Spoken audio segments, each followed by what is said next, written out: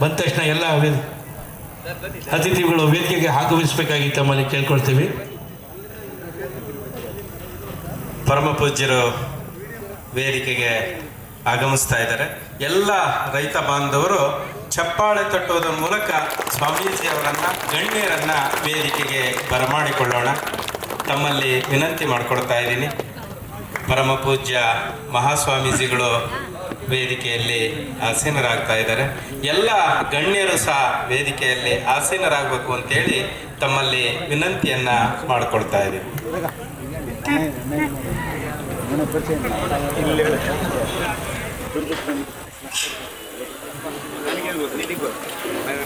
ಸುತ್ತ ಶ್ರೀ ಗುರುಗುಂಡ ಬ್ರಹ್ಮೇಶ್ವರ ಸ್ವಾಮಿ ಮಠ, ಶ್ರೀ ಪಟಿಕಾಪುರಿ ಮಹಾಸಂಸ್ಥಾನ, ಶ್ರೀ ಕ್ಷೇತ್ರ ಪಟ್ಟನಾಯಕನಹಳ್ಳಿ 22ನೇ ಕೃಷಿ ಮತ್ತು ಕೈಗಾರಿಕಾ ವಸ್ತು ಪ್ರದರ್ಶನ ಕಾರ್ಯಕ್ರಮಕ್ಕೆ ತೋಟಗಾರಿಕೆ ಮತ್ತು ರೇಷ್ಮೆ ಇಲಾಖೆಯ ಚಿಂತನಾ ಸಮಾವೇಶ ಕಾರ್ಯಕ್ರಮಕ್ಕೆ ತಮ್ಮೆಲ್ಲರಿಗೂ ಸಹ ಮತ್ತೊಮ್ಮೆ ಆತ್ಮೀಯ ಸ್ವಾಗತವನ್ನು ಕೋರ್ತಾ ಕಾರ್ಯಕ್ರಮವನ್ನು ಪ್ರಾರಂಭ ಮಾಡಿ.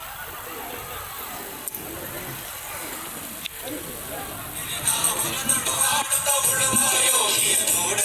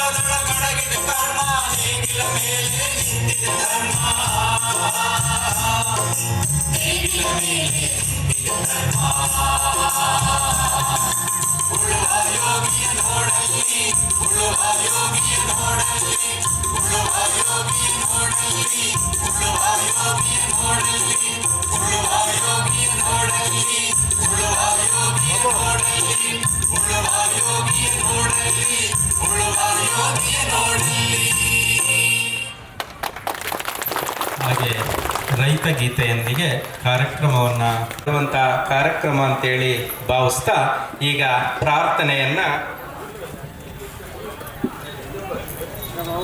ವಿದ್ಯಾ ಮತ್ತು ಸಂಗಡಿಗೆ ಅವರಿಂದ ಪ್ರಾರ್ಥನೆಯನ್ನು ನೆರವೇರಿಸ್ಕೊಡ್ಬೇಕು ಅಂತೇಳಿ ಅವರಲ್ಲಿ ವಿನಂತಿಯನ್ನು ಮಾಡಿಕೊಡ್ತಾ ಇದ್ದೀನಿ. ಗುರುಕುಲದ ವಿದ್ಯಾರ್ಥಿಗಳು ಪ್ರಾರ್ಥನೆಯನ್ನು ನೆರವೇರಿಸಿಕೊಡ್ಬೇಕು ಅಂತೇಳಿ ಅವರಲ್ಲಿ ನಾನು ವಿನಂತಿಯನ್ನು ಮಾಡಿಕೊಡ್ತಾ ಇದ್ದೀನಿ. ಮುಖಪಾಲನೆ ಶ್ರೀಮುಖ ಗಣನಾಥ ಚಾಮರ ಕರ್ಣನೆ ಸಿಂಧೂರ ವರ್ಣನೆ ಜಯ ಜಯ ಗಣನಾಥ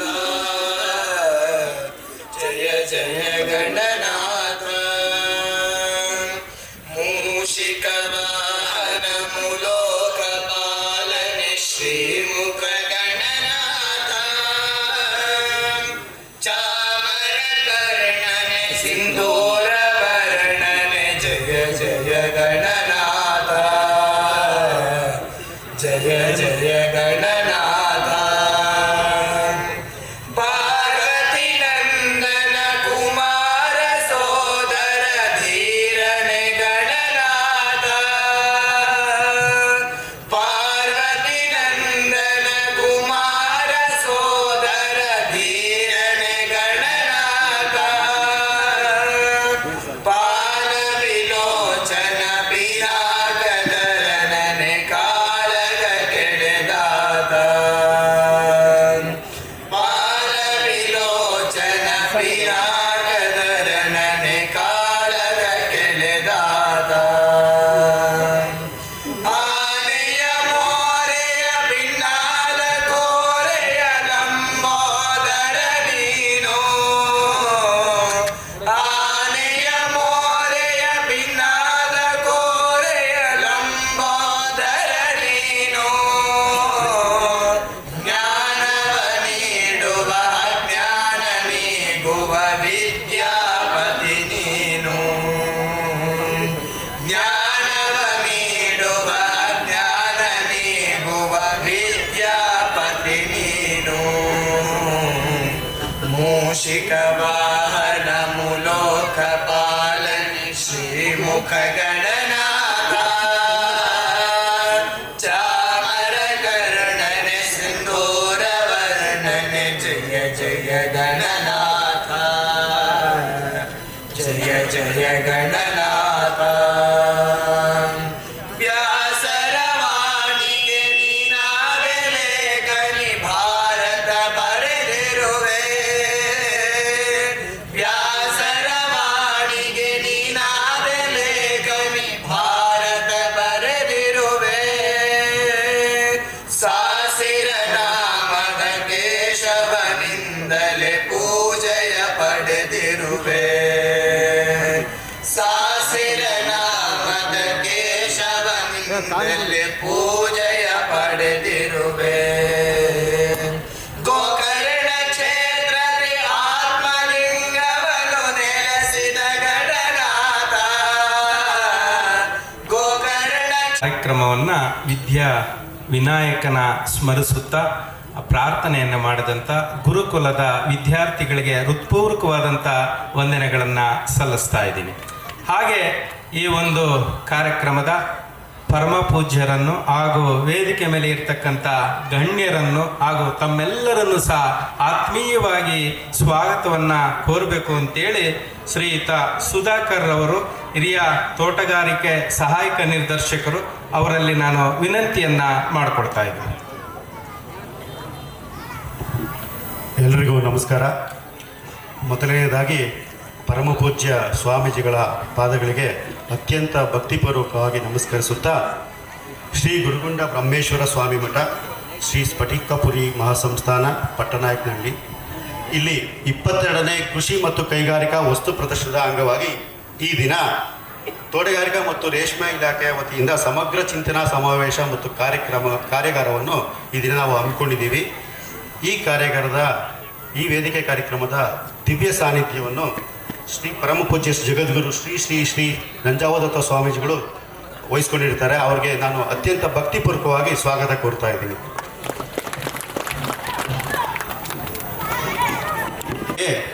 ನಾರಾಯಣಚಾರ್ ಸ್ವಾಮೀಜಿಯವರು ಸ್ವಾಗತ ಕೋರ್ತಾ ಇದ್ದೀನಿ. ಈ ಕಾರ್ಯಕ್ರಮದ ಅಧ್ಯಕ್ಷತೆಯನ್ನು ಶ್ರೀ ರವೀಂದ್ರಪ್ಪ ಸರ್ ಅವರು JDS ಮುಖಂಡರು ಹಿರಿಯೂರು ಇವರು ಕೂಡ ಹಾಜರಿದ್ದಾರೆ. ಇವರು ಕೂಡ ನಾನು ಆತ್ಮೀಯವಾಗಿ ಸ್ವಾಗತ ಕೋರ್ತಾ ಇದ್ದೀನಿ.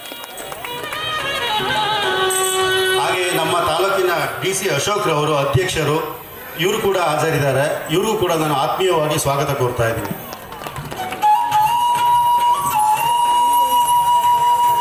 ಹಾಗೆ ಶ್ರೀ ವರ್ಕೇರಪ್ಪನವರು ಅಧ್ಯಕ್ಷರು ತಾಲೂಕು ರೈತ ಸಂಘ ಹಿರಿಯೂರು ಇವರು ಕೂಡ ಈ ಕಾರ್ಯಕ್ರಮಕ್ಕೆ ಆಗಮಿಸಿದ್ದಾರೆ. ಇವ್ರಿಗೂ ಕೂಡ ನಾನು ಆತ್ಮೀಯವಾಗಿ ಸ್ವಾಗತ ಕೋರ್ತಾ ಇದ್ದೀನಿ. ಶ್ರೀ ಲಕ್ಷ್ಮಣ್ ಗೌಡ್ರವರು ಅಧ್ಯಕ್ಷರು ತಾಲೂಕು ರೈತ ಸಂಘ ಶಿರಾ ಇವ್ರಿಗೂ ಕೂಡ ನಾನು ಆತ್ಮೀಯವಾಗಿ ಸ್ವಾಗತ ಕೋರ್ತಾ ಇದ್ದೀನಿ.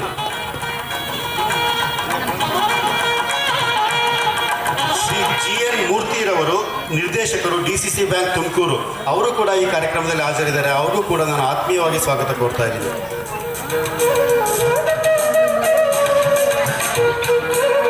ಡಾಕ್ಟರ್ YK ಬಾಲಕೃಷ್ಣಪ್ಪನವರು ನಿವೃತ್ತ ಉಪನಿರ್ದೇಶಕರು ರೇಷ್ಮೆ ಇಲಾಖೆ ಅವರು ಕೂಡ ನಾನು ಆತ್ಮೀಯವಾಗಿ. ಶ್ರೀ ಲಕ್ಷ್ಮೀ ನರಸಯ್ಯನವರು ರೇಷ್ಮೆ ಇಲಾಖೆ ಉಪನಿರ್ದೇಶಕರು ಅವರು ಕೂಡ ನಾನು ಆತ್ಮೀಯವಾಗಿ ಸ್ವಾಗತ ಕೋರ್ತಾ ಇದ್ದೀನಿ.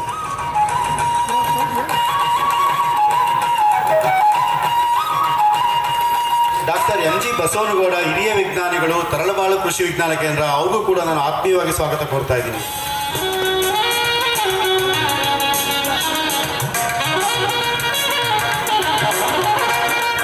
BO ಶಿವಕುಮಾರ್ ಹಿರಿಯೂರು ತಾಲೂಕು ಸಂಘದ ರೈತ ಸಂಘದ ಅಧ್ಯಕ್ಷರು ಅವ್ರಿಗೂ ಕೂಡ ನಾನು ಆತ್ಮೀಯವಾಗಿ ಸ್ವಾಗತ ಕೋರ್ತಾ ಇದ್ದೀನಿ.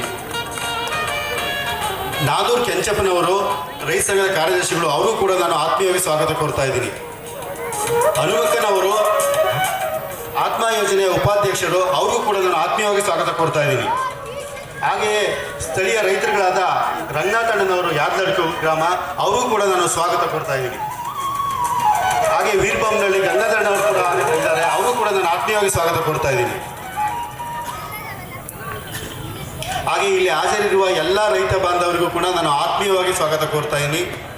ಹಾಗೆ ಎಲ್ಲ ಮಾಧ್ಯಮ ಮಿತ್ರರು ಮಾಡಿಕೊಡ್ತಾ ಇದ್ದೀನಿ. ನಿತ್ಯಂ ಸಮಪನನ ಕರ್ಪೂರಧಾರತೆ ಜ್ಞಾನಪೂರ್ಣ ಜಗಜ್ಯೋತಿ ನಿರ್ಮಲವಾದ ಮನವೇ ಕರ್ಪೂರಧಾರತೆ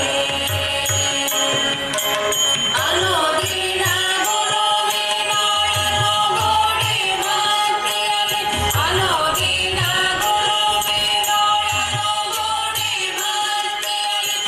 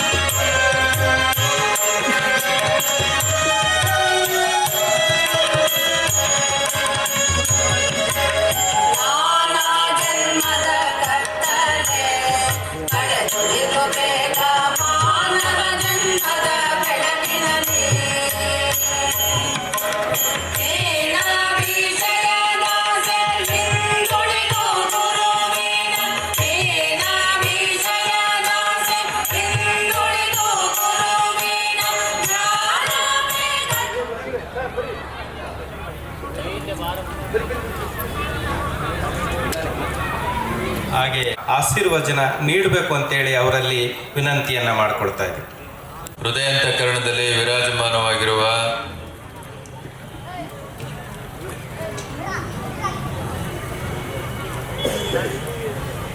ಶ್ರೀ ಕ್ಷೇತ್ರದ ಅಧಿದೇವತೆ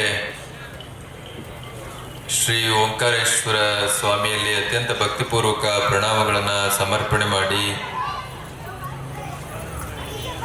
ಈ ಕಾರ್ಯಕ್ರಮದ ಅಧ್ಯಕ್ಷತೆಯನ್ನು ವಹಿಸಿರುವಂಥ ನಮ್ಮ ತಾಲೂಕಿನವರೇ ಆದ ಪ್ರಗತಿಪರ ರೈತರು ಮತ್ತು ನಿವೃತ್ತ ಮುಖ್ಯ ಕಾರ್ಯಪಾಲಕ ಅಭಿಯಂತರರು ಆದಂಥ ಸನ್ಮಾನ್ಯ ಶ್ರೀ ರವೀಂದ್ರಪ್ಪನವರೇ,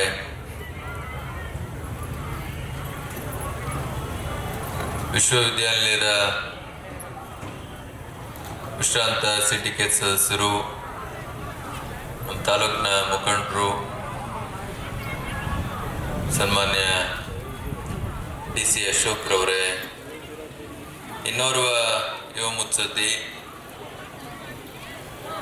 ಮಾಜಿ ತಾಲೂಕ್ ಪಂಚಾಯಿತಿ ಅಧ್ಯಕ್ಷರು,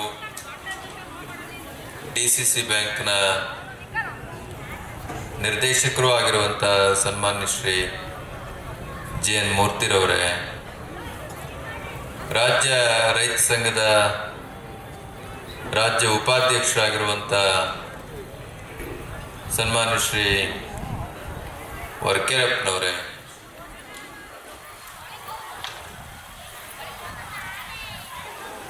ತೋಟಗಾರಿಕೆ ಇಲಾಖೆಯ ಎಲ್ಲ ಗೌರವನೀಯ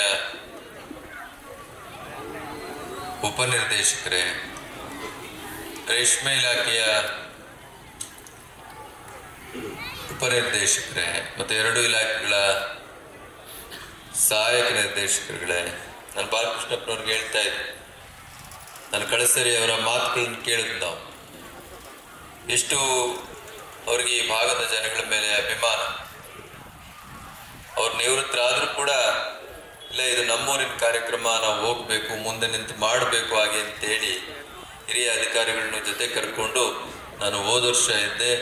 ಈ ವರ್ಷ ನಮ್ಮ ಡೆಪ್ಟಿ ಡೈರೆಕ್ಟರು ಇವರು ಹಾಗೆ ಅಂತೇಳಿ ಬೆಳಗ್ಗೆ ಪರಿಚಯ ಮಾಡಿಕೊಡ್ತಾರೆ. ಸನ್ಮಾನ್ಯ ಶ್ರೀ ಬಾಲಕೃಷ್ಣಪ್ಪನವರೇ, ನಮ್ಮ ಯಾವುದಕ್ಕೆ ಉಪಾಧ್ಯಕ್ಷರಮ್ಮ ನೀವು? ಆತ್ಮ, ಅದಕ್ಕೆ ಉಪಾಧ್ಯಕ್ಷರಾಗಿರುವಂಥ ಶ್ರೀಮತಿ ಭೀಮಕ್ಕ ಜಂಗಾವರಲ್ಲ, ಹನುಮಕ್ಕ ಅವರೇ, ರೈತ ಸಂಘದ ಅಧ್ಯಕ್ಷರು ಹೋರಾಟಗಾರರು ಆದಂಥ ಸನ್ಮಾನ್ಯ ಶ್ರೀ ಲಕ್ಷ್ಮಣ ಗೌಡ್ರೆ, ಇನ್ನೋರ್ವ ಹೋರಾಟಗಾರರು ನಮ್ಮ ರೈತ ಸಂಘದ ಮುಖಂಡರಾದ ಕೆಂಚಪ್ಪನವರೇ, ಮಾಜಿ ಗ್ರಾಮ ಪಂಚಾಯಿತಿ ಅಧ್ಯಕ್ಷಗಳಾದಂಥ ರಂಗನಾಥ್ ಅವರೇ, ಗಂಗಾಧರ್ ಅವರೇ, ಮತ್ತು ನಮ್ಮ ಹಿರಿಯೂರು ತಾಲೂಕು ಸಂಘದ ರೈತ ಸಂಘದ ಅಧ್ಯಕ್ಷರು ಶೇಖರ್ ಶಿವಕುಮಾರ್ ಅವರೇ, ಬಹಳ ಮುಖ್ಯವಾಗಿ ಕ್ಷಮಿಸಬೇಕು, ವಿಜ್ಞಾನಿಗಳು ಇವತ್ತು ಆಗಮಿಸಿದ್ದಾರೆ. ತರಳಬಾಳು ವಿಜ್ಞಾನ ಕೇಂದ್ರ ಆಗಿ ಅಂತ ಹೇಳಿದ್ರೆ ಬಹಳ ಈ ರಾಜ್ಯದಲ್ಲಿ ಪ್ರತಿಷ್ಠಿತ ವಿಜ್ಞಾನ ಸಂಶೋಧನಾ ಕೇಂದ್ರ. ಕಳೆದ ಬಾರಿ ಕೂಡ ಅವರು ಶ್ರೀಮಠಕ್ಕೆ ಅತ್ಯಂತ ಅಭಿಮಾನದಿಂದ ಆಗಮಿಸಿ ನಮ್ಮ ರೈತರಿಗೆ ಅತ್ಯಂತ ಉಪಯುಕ್ತವಾದ ಮಾಹಿತಿಯನ್ನು ದೊರಕಿಸಿಕೊಟ್ಟಿದ್ರು. ಇವತ್ತು ಕೂಡ ನಮ್ಮ ಅಧಿಕಾರಿಗಳು ಶ್ರೀಮಠದ ಆಹ್ವಾನದ ಮೇರೆಗೆ ಅತ್ಯಂತ ಪ್ರೀತಿಯಿಂದ ಇವತ್ತು ಈ ಸಮಾರಂಭದಲ್ಲಿ ನಿಮ್ಮೆಲ್ಲರೂ ಕೂಡ ತಮ್ಮ ಅನುಭವವನ್ನು ಹಂಚಿಕೊಳ್ಳಿಕ್ಕೆ ಆಗಮಿಸಿದ್ದಾರೆ. ಸನ್ಮಾನ್ಯ ಶ್ರೀ ಬಸವನಗೌಡ MG ರವರು, ಬಸವನಗೌಡ್ರೆ ಹಾಗೂ ಶಾರದಮ್ಮನವ್ರು ಬಂದಿದ್ದಾರೆ, ಬರ್ತಾರೆ, ಸುಧಾಕರ್ ಅವರು, ಬಾಲಕೃಷ್ಣ ಅವರು ಉಪಸ್ಥಿತರಿದ್ದಾರೆ, ಲಕ್ಷ್ಮೀ ನರಸಯ್ಯರವರು, ರಂಗನಾಥ್ರವರು, ಎಲ್ಲರೂ ಕೂಡ ಇದರ ನೇತೃತ್ವವನ್ನು ಮತ್ತು ಈ ಕಾರ್ಯಕ್ರಮದ ಉಪಸ್ಥಿತಿಯಲ್ಲಿ ತಮ್ಮನ್ನು ತಾವು ತೊಡಗಿಸ್ಕೊಂಡಿದ್ದಾರೆ. ಎಲ್ಲದಕ್ಕಿಂತ ಮುಖ್ಯವಾಗಿ ನನಗೆ ಬಹಳ ಸಂತೋಷ ಆಗಿದ್ದು ಹಾಗೆ ಅಂತ ಹೇಳಿದ್ರೆ, ಪ್ರತಿ ಸರಿ ರೇಷ್ಮೆ ಇಲಾಖೆಯ ಸಮಾವೇಶಗಳನ್ನ, ತೋಟಗಾರಿಕೆ ಇಲಾಖೆಯ ಸಮಾವೇಶಗಳನ್ನ ಮಾಡಿದ್ರೆ ಬಹಳ ಬೆರಳೆಣಿಕೆಯಷ್ಟು ಜನ ಇರ್ತಾರೆ. ಇವತ್ತು ವೇದಿಕೆ ತುಂಬಿದೆ. ಅದಕ್ಕೆ ಕಾರಣ ಏನುವಾಗಿ ಅಂತ ಹೇಳಿದ್ರೆ, ಒಂದು ಕಡೆ ಅಡಿಕೆನ ಕೋಟಿ ಕೋಟಿ ಸಂಖ್ಯೆಯಲ್ಲಿ ನಮ್ಮ ತಾಲೂಕಿನಲ್ಲೇ ಹಾಕಿದ್ದಾರೆ. ಒಂದು ಕಡೆ ಅದರ ರೋಗ ರುಜಿನಗಳು, ಇನ್ನೊಂದು ಕಡೆ ರೇಷ್ಮೆಗೆ ಬೆಲೆನೇ ಕುಸ್ತೋಗಿತ್ತು. 70-80 ರೂಪಾಯಿ 1 kg ಬಂದ್ಬಿಟ್ಟಿತ್ತು. ಇವತ್ತು ನೆನ್ನೆ ಕೇಳಿದೆ ಬಾಲಕೃಷ್ಣಪ್ಪನವರು 850 ಹೇಳ್ತಾ ಇದ್ರು. ಆಶ್ಚರ್ಯ ಆಯ್ತು.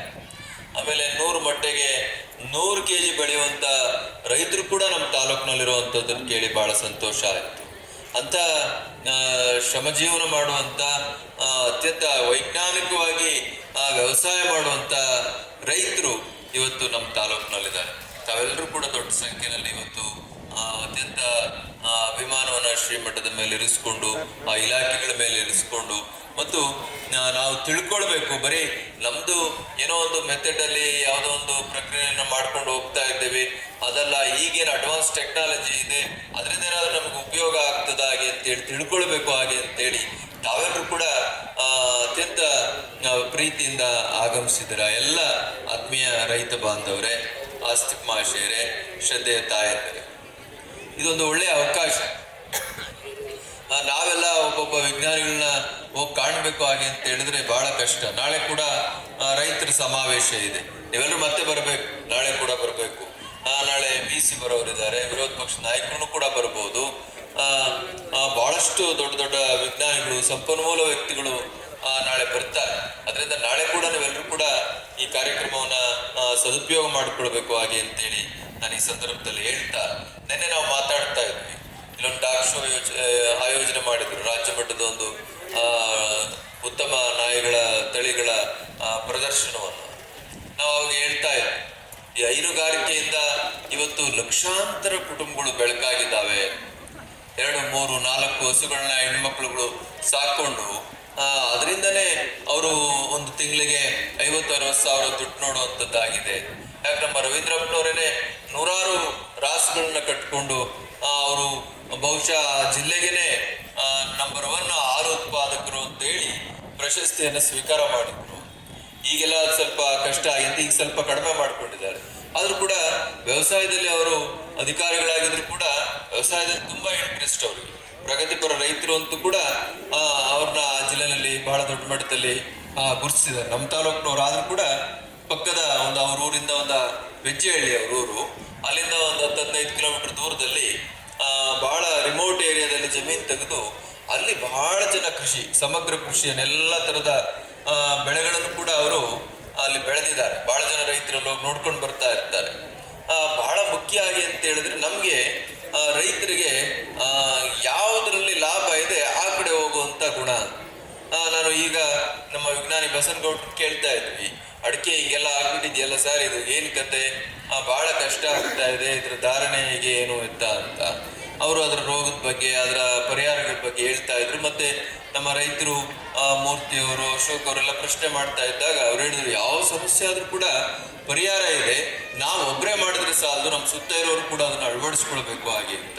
ಹಾಗಾಗಿ ನಾವು ಇವತ್ತು ದಾಳಿಂಬೆ ನಾವು ಉತ್ಕೃಷ್ಟವಾದ ಗುಣಮಟ್ಟದ ದಾಳಿಂಬೆಯನ್ನು ಬೆಳೆದ್ರು ಕೂಡ ಎಲ್ಲೋ ಒಂದ್ ಕಡೆ ಪಕ್ಕದ ತೋಟದವರು ಸರಿಯಾದ ರೀತಿ ಅದನ್ನ ನಿರ್ವಹಣೆ ಮಾಡಲಿಲ್ಲ ಹಾಗೆ ಅಂತ ಹೇಳಿದ್ರೆ ಆ ವೈರಸ್ ಮತ್ತೆ ಬಂದು ನಮ್ಮನ್ನು ಅಟ್ಯಾಕ್ ಮಾಡುವಂಥದ್ದು. ನಾನು ಚನ್ನಪಟ್ಟಣಕ್ಕೆ ಹೋಗಿದ್ದೆ ಮೊನ್ನೆ, ನಮ್ಮ ಮಾಜಿ ಮುಖ್ಯಮಂತ್ರಿಗಳು ಕುಮಾರಸ್ವಾಮಿ ಅವ್ರ ತೋಟ, ಅಲ್ಲಿ ಹೋಗಿದ್ದೆ. ಅಲ್ಲಿ ನಮ್ಮ ತಾಲೂಕಿನವರನ್ನೇ ಉಪನಿರ್ದೇಶಕರಿದ್ದಾರೆ ತೋಟಗಾರಿಕೆಯವರು, ಅವ್ರದ್ದೆಲ್ಲ ಈ ತರ ಏನು ಅಂತಾರಲ್ಲ ಸರ್, ವೈಟ್ ಪ್ಲೇಸ್, ಬಿಳಿ ಚಿಟ್ಟೆಗಳು ಹಾಗೆ ಅಂತ ಅವು ಎಲ್ಲ ಗರಿ ಹಿಂದೆ ಗೂಡು ಕಟ್ಕೊಂಡು ಉದ್ದಕ್ಕಿದ್ದು. ಆಮೇಲೆ ಎಲ್ಲ ಸುತ್ತ ತೋಟಗಳು ನೋಡುದು, ಅಲ್ಲಿಂದ ಚನ್ನಪಟ್ಟಣ ಆಯ್ತು, ರಾಮನಗರ ಆಯ್ತು, ಇವ್ರಿರೋದು ಬಿಡದಿನಲ್ಲಿ. ಆ ಬಿಡದಿಯವರೆಗೂ ಕೂಡ ಕೋಟಿ ಕೋಟಿ ಮರಗಳೆಲ್ಲ ಅರಿಶಿನ ಆಗ್ಬಿಟ್ಟಿದ್ದಾವೆ. ಆಮೇಲೆಲ್ಲ ಹಂಗೆ ಒಣಗಿ ಸುಳಿಗೆ ಬಿದ್ದು ಬಿಡ್ತಾವ. ಯಾವ್ದು ಒಂದು ತೋಟದವರು ನಾವು ಬಹಳ ಚೆನ್ನಾಗಿ ನೋಡ್ಕೊಳ್ತೀವಿ, ಔಷಧಿ ಸಿಂಪಡಣೆ ಮಾಡ್ತೀವಿ ಹಾಗೆ ಅಂತ ಹೇಳಿದ್ರೆ ಅದು ನಿಲ್ಲದಿಲ್ಲ. ನಿಮ್ಮ ಸುತ್ತ ಇರೋರು ಕೂಡ ನೀವೆಲ್ಲರೂ ಸಾಮೂಹಿಕವಾಗಿ ಅದಕ್ಕೆ ಟ್ರೀಟ್ಮೆಂಟ್ ಮಾಡ್ಬೇಕಾಗ್ತದೆ. ಆಗ ಮಾತ್ರ ಸ್ವಲ್ಪ ಮಟ್ಟಿಗೆ ಒಂದು ಕಂಟ್ರೋಲಿಗೆ ಬರುತ್ತೆ. ಇಲ್ಲಾಂದ್ರೆ ಇಡೀ ತೋಟಗಳೇ ಹೊರಟೋಗ್ತವೆ. ನೀವೆಷ್ಟಾದ್ರೂ ನೀರಿಡಿ, ಗೊಬ್ಬರ ಹಾಕಿ ಹೊರಟೋಗ್ಬಿಡ್ತವೆ. ಈ ರೀತಿ ಪರಿಸ್ಥಿತಿಗಳು ಇವು ಅತ್ಯಂತ ಸೂಕ್ಷ್ಮ ವಿಷಯಗಳು. ರೈತರು ನಾವೊಬ್ಬರೇ ಚೆನ್ನಾಗಿದ್ದೀವಿ, ನಾವು ಸರಿಯಾಗಿದ್ದೀವಿ ಅಂತ ಹೇಳಿದ್ರೆ ಸಾಲದು. ನಿಮ್ಮ ಸುತ್ತಮುತ್ತಲಿನ ವಾತಾವರಣವನ್ನು ಕೂಡ ಅಂದರೆ ನಿಮ್ಮ ನೈಬರ್ಸ್ ಯಾರು ಇರ್ತಾರೆ, ಅಕ್ಕಪಕ್ಕದವ್ರು, ನೆರೆಹೊರೆಯವರನ್ನು ಕೂಡ ನೀವು ಎಜುಕೇಟ್ ಮಾಡಿ, ಅವ್ರನ್ನ ಜಾಗೃತಿ ಮಾಡಿ, ಆ ರೋಗಗಳ ಬಗ್ಗೆ ಅವರಿಗೆ ಸರಿಯಾದ ರೀತಿ ತಿಳಿಸಿ, ಇದರಿಂದ ಬೇರೆ ರೋಗಗಳು, ಬೇರೆ ಬೆಳೆಗಳು ಕೂಡ ತೊಂದರೆ ಆಗ್ಬೋದು ಈ ವೈರಾಣುಗಳಿಂದ ಅಥವಾ ಈ ಬ್ಯಾಕ್ಟೀರಿಯಾಗಳಿಂದ ಅನ್ನೋದನ್ನು ತಿಳಿಸಿ ಅವ್ರನ್ನು ಕೂಡ ಎಜುಕೇಟ್ ಮಾಡುವಂಥ ಜಾಗೃತಿ ಮಾಡಿ ಅದನ್ನು ಸರಿಪಡಿಸ್ಕೊಂಡು ನೀವು ಮಾಡಿದಾಗ ಸರಿಯಾದ ಬೆಳೆಗಳು ನೀವೇನು ನಿರೀಕ್ಷೆ ಮಾಡಿರ್ತೀರ ಅಂಥ ಬೆಳೆಗಳನ್ನ ನಾವು ತೆಗೆದುಕೊಳ್ಳಲಿಕ್ಕೆ ಸಾಧ್ಯ. ಆಮೇಲೆ ಅದು ಮಾರುಕಟ್ಟೆ ಬೆಲೆ ಅದೆಲ್ಲ ಅದು ಆಮೇಲೆ. ಅದರಿಂದ ನಮ್ಮ ರೈತರಿಗೆ ಇಂಥ ವಿಷಯಗಳಲ್ಲಿ ಎಲ್ಲೋ ಒಂದು ಕಡೆ ಈ ಅಡ್ವಾನ್ಸ್ ಟೆಕ್ನಾಲಜಿ ಏನಿವತ್ತು ಬಹಳ ಆವಿಷ್ಕಾರಗಳಾಗಿದ್ದಾವೆ ಅವು ನಮ್ಮ ಜನಗಳಿಗೆ ಇವತ್ತು ತಿಳಿಬೇಕಾಗಿದೆ, ಎಲ್ಲ ಹಂತದ ರೈತರಿಗೆ ಅದು ತಿಳಿಬೇಕಾಗಿದೆ. ನಾವು ನೋಡ್ತಾ ಇದ್ವಿ ಇವತ್ತು ಶಿರಾದಲ್ಲಿ 100 ಮಟ್ಟಿಗೆ 100 kg ಬೆಳೆಯುವಂಥ, ಮೊದಲೆಲ್ಲ 30 kg ಬಂದರೆ ಬಹಳ ಹೆಚ್ಚು, 40 kg ಬಂದರೆ ಒಳ್ಳೆ ಬೆಳೆ ಆಯಿತು ಹಾಗೆ ಅಂತ ಅನ್ನೋರು, ರೇಟೇ ಇರ್ತಿರ್ಲಿಲ್ಲ. ಇವತ್ತು ರೇಟು ಇದೆ ಮತ್ತೆ ಬೆಳೆನೂ ಕೂಡ ಹಾಗೆ ಬರ್ತಾ ಇದೆ. ಅಂದರೆ ಬಹಳ ಸುಲಭವಾದ ವಿಧಾನದಲ್ಲಿ ಬೆಳೆನ ತೆಗೆಯುವಂಥ ಒಂದು ಇದನ್ನು ಮಾಡ್ತಾ ಇದ್ದಾರೆ. ಸಿಲ್ಕ್ ಅಂಡ್ ಮಿಲ್ಕ್ ಇದೆರಡು ಕೂಡ ಬಹಳ ಹತ್ರ ಇರುವಂಥದ್ದು. ಅದರಿಂದ ನಮಗೆ ರೇಷ್ಮೆ ಮತ್ತು ಹಾಲು ಉತ್ಪಾದನೆ ಈ ಎರಡು ವಿಷಯಗಳಲ್ಲಿ ಜಾಗೃತಿ ಮತ್ತು ಸರಿಯಾದ ಮಾಹಿತಿಯನ್ನು ನಾವು ಪಡ್ಕೊಂಡು ಅದರಲ್ಲಿ ನಾವೇನಾದ್ರೂ ಪರಿಣಿತಿಯನ್ನು ಪಡೆದು ಸರಿಯಾದ ಬೆಳೆಗಳನ್ನು ನಾವು ಮಾಡಿಕೊಂಡ್ರೆ ಹಾಲು ಮತ್ತು ರೇಷ್ಮೆಯಲ್ಲಿ ತುಂಬಾ ಒಳ್ಳೆ ದುಡ್ಡು.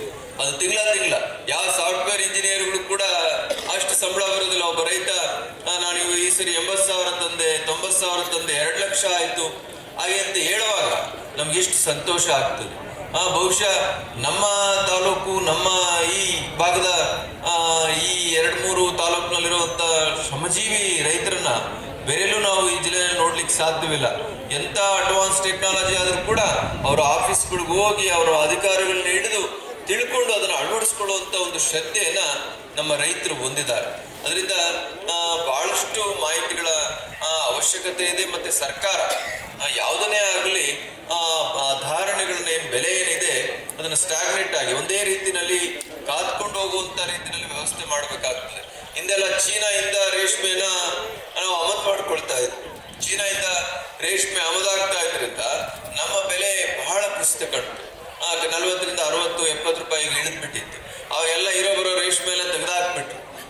ನೋಡಿ, ಒಂದು ಸರ್ಕಾರಿಯ ಆದೇಶ, ನನ್ನ ಮೊನ್ನೆ ಯಾರೋ ಒಬ್ಬ ಕೇಂದ್ರ ಮಂತ್ರಿಗಳು ಹೇಳ್ತಾ ಇದ್ರು, ಇಂಪೋರ್ಟ್ ಬೇರೆ ರಾಷ್ಟ್ರದಿಂದ 15,000 ಟ್ರಕ್ ಬಂದು ನಿಂತಿದೆ ಅಂತ ಯಾವುದೋ ಒಂದು ವಸ್ತು.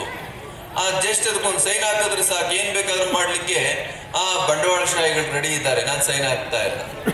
ಯೋಚನೆ ಮಾಡಿ ನೀವು, ಒಂದು ಸಹಿಗೆ ನಮ್ಮ ರಾಷ್ಟ್ರದ ಲಕ್ಷಾಂತರ ಜನ ರೈತರು ಬೀದಿಗೆ ಬೀಳುವಂತ ಅಪಾಯ ಇದೆ. ಒಬ್ಬ ಕೇಂದ್ರ ಮಂತ್ರಿ ಸಹಿ, ಒಂದ್ ಸಣ್ಣ ಸಹಿ ಸಾಕು, ಆಮದು ಮಾಡ್ಕೊಳ್ಲಿಕ್ಕೆ ಒಂದು ಒಪ್ಪಿಗೆ ಸಾಕು. ಕೇಂದ್ರ ರೇಷ್ಮೆಯನ್ನ ಚೀನಾದಿಂದ ಬೇರೆ ದೇಶದಿಂದ ನಾವು ಆಮದು ಮಾಡ್ಕೊಳ್ಲಿಕ್ಕೆ ಒಪ್ಪಿಗೆ ಕೊಟ್ಟಿದ್ದೇವೆ ಅಂತೇಳಿ ಆ ಒಂದು ಒಪ್ಪಿಗೆ ನಮ್ಮ ಲಕ್ಷ ರೈತರನ್ನ ಬೀದಿಗೆ ತಳ್ಳುತ್ತೆ. ಅದರಿಂದ ಇದನ್ನು ಸ್ವಾಗತ ಮಾಡ್ಬೇಕಾಗ್ತದೆ. ನಾವು ಏನು ರೇಷ್ಮೆ ಆಮದನ್ನ ಈಗ ಸದ್ಯಕ್ಕೆ ತಡೆ ಹಿಡಿದಿದ್ದಾರೆ, ಅದನ್ನು ಈಗೇನೆ ಕಂಟಿನ್ಯೂ ಮಾಡುವಂಥದ್ದು ಬಹಳ ಒಳ್ಳೆಯದು. ಹಾಗೇನೆ ಹಾಲು ಉತ್ಪಾದನೆ ನಮ್ಮಲ್ಲಿ ಇನ್ನೂ ಸ್ವಲ್ಪ ಅವೇರ್ನೆಸ್ ಬಹಳ ಕಮ್ಮಿ. ಹಾಲು ಉತ್ಪಾದನೆ ಬಹಳ ಲಾಭ ಇದೆ. ಮತ್ತೆ ನೀವು ಎಂಗೇಜ್ ಆಗ್ತೀರಿ, ನಿಮ್ಮ ಕಾಯಿಲೆಗಳು ಕಮ್ಮಿ ಆಗ್ತವೆ. ಯಾವಾಗ ಮನುಷ್ಯ ತನ್ನನ್ನು ತಾನು ದಂಡಿಸ್ತಾನೆ ಅವಾಗ ಅವನಿಗೆ ರೋಗ ಕಮ್ಮಿ ಆಗ್ತದೆ. ಅದೊಂದು ಧ್ಯಾನ. ಅದು ರೇಷ್ಮೆ ಆಗಲಿ, ರೇಷ್ಮೆ ಅಂದರೆ ಬಹಳ ಶಿಸ್ತು. ಬೆಳಗ್ಗೆ 4 ಗಂಟೆಗೆ ಎದ್ದೇಳ್ಬೇಕು, 5 ಗಂಟೆಗೆ ಎದ್ದೇಳ್ಬೇಕು. ಈಗ ಅದೆಲ್ಲ ಸ್ವಲ್ಪ ಕಡಿಮೆ ಆಗಿರ್ಬೇಕು. ಈಗ ರೇಷ್ಮೆ ಬೆಳೆಗಾರರು ಕೂಡ ಈಗ ಸ್ವಲ್ಪ ಮಟ್ಟಿಗೆ ಅವ್ರ ಶ್ರಮವನ್ನು ತಪ್ಪಿಸುವಂತ ಕೆಲಸ ಈಗ ಟೆಕ್ನಾಲಜಿ ಬಹಳ 2-3 ದಿವಸಕ್ಕೊಂದ್ಸರಿ ರೇಷ್ಮೆ ಇದನ್ನ ಸಪ್ಪ ಹಾಕುವಂಥದ್ದು ಏನೇನೋ ಮಾಡಿದ್ದಾರೆ ಅಲ್ಲ. ದಿನಕ್ಕೆ 2 ಸರಿ ಹಾಕಿದ್ರೆ ಸಾಕು. ಮೊದಲೆಲ್ಲ 4 ಸರಿ, ರಾತ್ರಿ ಎಲ್ಲ ಎಷ್ಟು ಶಿಸ್ತು. ಅದು ಬಹಳ ಖುಷಿ ಅನಿಸ್ತಿತ್ತು ಅವಾಗೆಲ್ಲ. ರೈತರು ಅಷ್ಟು ಇದು ಆಮೇಲೆ ಅವೆಲ್ಲ ಮೀಟರ್ಗಳನ್ನೆಲ್ಲ ಇಟ್ಕೊಂಡು ಟೆಂಪ್ರೇಚರ್ ಚೆಕ್ ಮಾಡುವಂಥದ್ದು, ಆಮೇಲೆ ಹೈಜೀನ್ ಮೇಂಟೈನ್ ಮಾಡುವಂಥದ್ದು ಎಷ್ಟು ಇತ್ತು. ಈಗಲೂ ಕೂಡ ಅದೆಲ್ಲ ಇದೆ. ಈಗಲೂ ಅಲ್ಲಲ್ಲೇ ಬೆಳೆ ಫೇಲ್ಯೂರ್ ಆಗ್ತಾ ಇದ್ದಾವೆ. ಅದನ್ನು ತಪ್ಪಿಸ್ಲಿಕ್ಕೆ ನಮ್ಮ ವಿಜ್ಞಾನಿಗಳು ಮತ್ತು ನಮ್ಮ ಅಧಿಕಾರಿಗಳು ಹೋರಾಟ ನಡೆಸ್ತಾ ಇದ್ದಾರೆ. ಅದರಿಂದ ಆ ಕಾರಣಕ್ಕಾಗಿ ಇಂಥ ಸಮಾವೇಶಗಳು ಅತಿ ಉಪಯುಕ್ತವಾಗ್ತವೆ. ಅದರಿಂದ ನೀವೆಲ್ಲರೂ ಕೂಡ ಇಲ್ಲಿ ಕೊಡುವಂಥ ಮಾಹಿತಿಯನ್ನು ತೆಗೆದುಕೊಳ್ಬೇಕು. ನಿಮ್ಮ ಪರವಾಗಿ ಅದು ರಾಜ್ಯ ಆಗಲಿ ಕೇಂದ್ರದ ಸರ್ಕಾರಗಳು ನೀತಿ ನಿರೂಪಣೆಯನ್ನು ಮಾಡಬೇಕು. ಒಬ್ಬ ವ್ಯಕ್ತಿ ಏನಾದರೂ ಮೆಂಟಲಿ ಪೊಲ್ಯೂಟ್ ಆಗಿಬಿಟ್ರೆ ಎಷ್ಟು ಲಕ್ಷ ಜನ ರೈತರು ಬೀದಿಗೆ ಬೀಳ್ತಾರೆ. ಅದರಿಂದ ನಮ್ಮನ್ನು ಆಳುವಂಥ ವ್ಯವಸ್ಥೆ ನಮ್ಮ ನಾಡಿನ, ನಮ್ಮ ದೇಶದ, ಈ ಮಣ್ಣಿನ ಮಕ್ಕಳ ಹಿತವನ್ನು ಕಾಯುವಂಥ ನಿಟ್ಟಿನಲ್ಲಿ ಪ್ರಾಮಾಣಿಕತೆಯನ್ನು ಮೆರೆಯಬೇಕಾಗ್ತದೆ. ಅವರಿಗೆ ಪೂರಕವಾದ ನೀತಿ ನಿರೂಪಣೆಗಳನ್ನು ಮಾಡಬೇಕಾಗ್ತದೆ ಅನ್ನುವಂಥ ಮಾತನ್ನ ಈ ಸಂದರ್ಭದಲ್ಲಿ ಹೇಳ್ತಾ, ಯಾವತ್ತಿಗೂ ಆ ನಿಟ್ಟಿನಲ್ಲಿ ಶ್ರೀಮಠ ನಿಮ್ಮ ಜೊತೆಯಲ್ಲಿ ಇರ್ತದೆ ಅನ್ನುವಂಥ ಭರವಸೆಯನ್ನು ಈ ಸಂದರ್ಭದಲ್ಲಿ ವ್ಯಕ್ತಪಡಿಸ್ತಾ, ಇನ್ನೊಂದು ಎಕ್ಸಿಬಿಷನ್ ಇದೆ ಶಿರಾದಲ್ಲಿ. ಅದರಿಂದ ನಾನು ಯಾರು ಕೂಡ ಅನ್ಯತಾ ಭಾವಿಸಬಾರ್ದು, ಮತ್ತು ಮುಖಂಡರು ನಮ್ಮ ಅಧಿಕಾರಿಗಳು ಕೂಡ ಯಾರು ಅನ್ಯತಾ ಭಾವಿಸಬಾರ್ದು. ಅವರೆಲ್ಲರೂ ಕೂಡ ಇನ್ನೂ ಸ್ವಲ್ಪ ಹೊತ್ತು ಇದ್ದು ಈ ಕಾರ್ಯಕ್ರಮವನ್ನು ವೀಕ್ಷಣೆ ಮಾಡಿ ಮತ್ತು ತಮ್ಮ ಅನುಭವದ ಮಾತುಗಳನ್ನು ಇಲ್ಲೆಲ್ಲರೂ ಕೂಡ, ನಮ್ಮ ಮೂರ್ತಿ ಕೂಡ ಬಹಳ ದೊಡ್ಡ ಪ್ರಗತಿಪರ ರೈತ, ನಮ್ಮ ಅಶೋಕ್ ಅವರು, ಇವರೆಲ್ಲರೂ ಕೂಡ ಅಡಿಕೆ ಮತ್ತು ತೋಟಗಾರಿಕೆ ಬೆಳೆಗಳನ್ನು, ಅವರೆಲ್ಲ ಬಹಳ ಉತ್ಕೃಷ್ಟವಾದ ಹಣ್ಣು ತರಕಾರಿಗಳನ್ನು ಬೆಳೆಯುವಂಥವ್ರು. ಅವರೆಲ್ಲರಿಗೂ ಕೂಡ ಅದರ ನೋವು ಅನುಭವಗಳು ಆಗಿದ್ದಾವೆ. ಅದರಿಂದ ಅವರೆಲ್ಲರೂ ಅವರವರ ಅನುಭವಗಳನ್ನ ತಮ್ಮ ಜೊತೆಯಲ್ಲಿ ಹಂಚ್ಕೊಳ್ಬೇಕು. ಮತ್ತು ವಿಜ್ಞಾನಿಗಳ ಮಾತು ಬಹಳ ಮುಖ್ಯ. ನಮ್ಮ ತರಳಬಾಳು ಸಂಸ್ಥೆ ಅತ್ಯಂತ ಶಿಸ್ತಿನಿಂದ ನಡೆಯುವಂಥ ಒಂದು ಸಂಸ್ಥೆ. ಅದರ ಮುಖ್ಯಸ್ಥರು ಬಸನಗೌಡರು ಮತ್ತು ಸಂಪನ್ಮೂಲ ವ್ಯಕ್ತಿಗಳು ಆಗಮಿಸಿದ್ದಾರೆ. ಅವರ ಮಾತುಗಳನ್ನು ನಾವು ಎಲ್ಲರೂ ಕೂಡ ಕೇಳಬೇಕಾಗ್ತದೆ ಅನ್ನುವಂಥ ಮಾತನ್ನು ಈ ಸಂದರ್ಭದಲ್ಲಿ ಹೇಳ್ತಾ, ನಿಮ್ಮೆಲ್ಲರ ಬದುಕಿನಲ್ಲಿ ಕೃಷಿ ಒಂದು ಹೊಸ ಮನ್ವಂತರವನ್ನು ತೋರಿಸ್ಲಿ, ಹೊಸ ದಿಕ್ಕನ್ನು ತೋರಿಸ್ಲಿ ಹಾಗೆ ಅಂತೇಳಿ ಹೇಳ್ತಾ, ಭಗವಂತ ಆ ನಿಟ್ಟಿನಲ್ಲಿ ನಿಮಗೆ ಎಲ್ಲ ನಿಟ್ಟಿನಲ್ಲೂ ಕೂಡ ಆಶೀರ್ವಾದವನ್ನು ನೀಡಲಿ ಹಾಗೆ ಅಂತೇಳಿ ತುಂಬ ಹೃದಯದಿಂದ ಹಾರೈಸ್ತೀನಿ. ಎಲ್ಲರನ್ನು ಸಹ ಕುರಿತು ಸ್ವಾಮೀಜಿಯವರ ಅಧಿಕಾರಿಗಳು, ವಿಜ್ಞಾನಿಗಳು ತಮಗೆ ಸಲಹೆಯನ್ನು ನೀಡ್ತಾರೋ ಅದೇ ರೀತಿಯಾಗಿ ಸ್ವಾಮೀಜಿಯವರು ಆ ಒಂದು ಆಶೀರ್ವಾದದ ಮುಖಾಂತರ ತಮ್ಮೆಲ್ಲರಿಗೂ ಸಹ ಮನವರಿಕೆಯನ್ನು ಮಾಡಿಕೊಟ್ಟಿದ್ದಾರೆ. ಅವರಿಗೆ ತಮ್ಮೆಲ್ಲರ ಪರವಾಗಿ ಭಕ್ತಿಪೂರ್ವಕ ಅವರ ಪಾದಗಳಿಗೆ ಗೌರವ ವಂದನೆಗಳನ್ನು ಸಮರ್ಪಣೆ ಮಾಡ್ತಾ ಇದ್ದಾರೆ. ಹಾಗೆ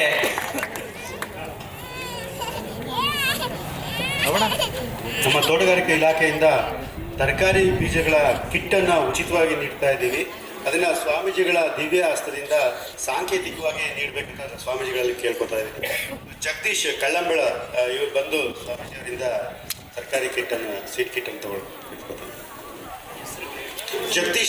ಜಗದೀಶ್ ಕಳ್ಳಂಬೆಳ, ಮಹಾಲಕ್ಷ್ಮಿ ಲಿಂಗದಳ್ಳಿ, ಪ್ರಹ್ಲಾದ್ ಬಡ್ಡಿಗಾನಹಳ್ಳಿ, ಗಂಗಾಧರ್ ವೀರ್ಬೊಮ್ಮನಹಳ್ಳಿ, ಸಣ್ಣನ್ಮಕ್ಕ ಬೆಟ್ಟಪ್ಪನಹಳ್ಳಿ ಇವ್ರುಗಳು ಬಂದು ಸ್ವಾಮೀಜಿಯವರ ಹಸ್ತದಿಂದ, ದಿವ್ಯಾಸ್ತದಿಂದ ಸೀಡ್ ಕಿಟ್ ವಿತರಣೆಯನ್ನು ಮಾಡ್ತಕ್ಕಂಥ ಗೌರವಪೂರ್ವಕ ಸ್ವಾಮೀಜಿಯವರಿಗೆ ಭಕ್ತಿಪೂರ್ವಕ ನಮನಗಳನ್ನು ಸಲ್ಲಿಸ್ತಾ ಇದ್ದೀವಿ. ಹಾಗೆ ಎಲ್ಲ ಅಧಿಕಾರಿಗಳಿಗೂ ಸಹ ಗೌರವಪೂರ್ವಕ ವಂದನೆಗಳನ್ನು ಸಲ್ಲಿಸ್ತಾ ಇದ್ದೀವಿ. ಹಾಗೆ ಎಲ್ಲ ಇಲಾಖೆಯ, ರೇಷ್ಮೆ ಇಲಾಖೆಯ ಎಲ್ಲ ತಾಲೂಕುಗಳಿಂದ ಬಂದಂಥ ಎಲ್ಲ ಅಧಿಕಾರಿಗಳಿಗೆ ಗೌರವಪೂರ್ವಕ ಸ್ವಾಗತವನ್ನು ಕೋರ್ತಾ ಇದ್ದೀವಿ. ಹಾಗೆ ತೋಟಗಾರಿಕೆ ಇಲಾಖೆಯ ಎಲ್ಲ ಅಧಿಕಾರಿಗಳಿಗೂ ಸಹ ಗೌರವಪೂರ್ವಕ ಸ್ವಾಗತವನ್ನು ಕೋರ್ತಾ ಇದ್ದೀವಿ. ಹಾಗೆ ಕಿಟ್ ವಿತರಣೆ ಮಾಡ್ತಕ್ಕಂಥ ಎಲ್ಲ ಗೌರವಾನ್ವಿತರಿಗೆ ಭಕ್ತಿಪೂರ್ವಕ ನಮನಗಳನ್ನು ಸಲ್ಲಿಸ್ತಾ ಇದ್ದೀವಿ.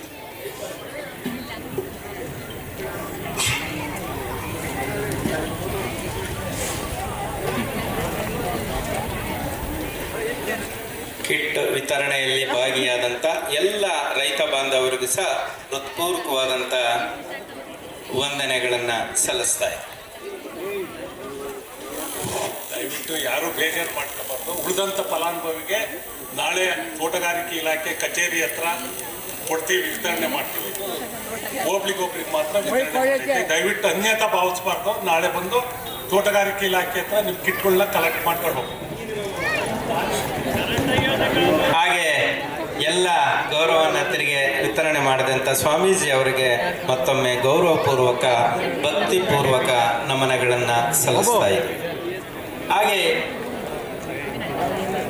ಕಾರ್ಯಕ್ರಮದಲ್ಲಿ ಭಾಗಿಯಾದಂಥ ಎಲ್ಲ ಅನ್ನದಾತರಿಗೆ ಮತ್ತೊಮ್ಮೆ ಗೌರವಪೂರ್ವಕ ವಂದನೆಗಳನ್ನು ಅರ್ಪಿಸ್ತಾ ಇದ್ದೀವಿ. ಹಾಗೆ ಈ ಒಂದು ಕಾರ್ಯಕ್ರಮ ಆದ ನಂತರ ಇಡೀ ವಿಶ್ವದಲ್ಲೇ ರೇಷ್ಮೆ ಉತ್ಪಾದನೆಯಲ್ಲಿ ನಮ್ಮ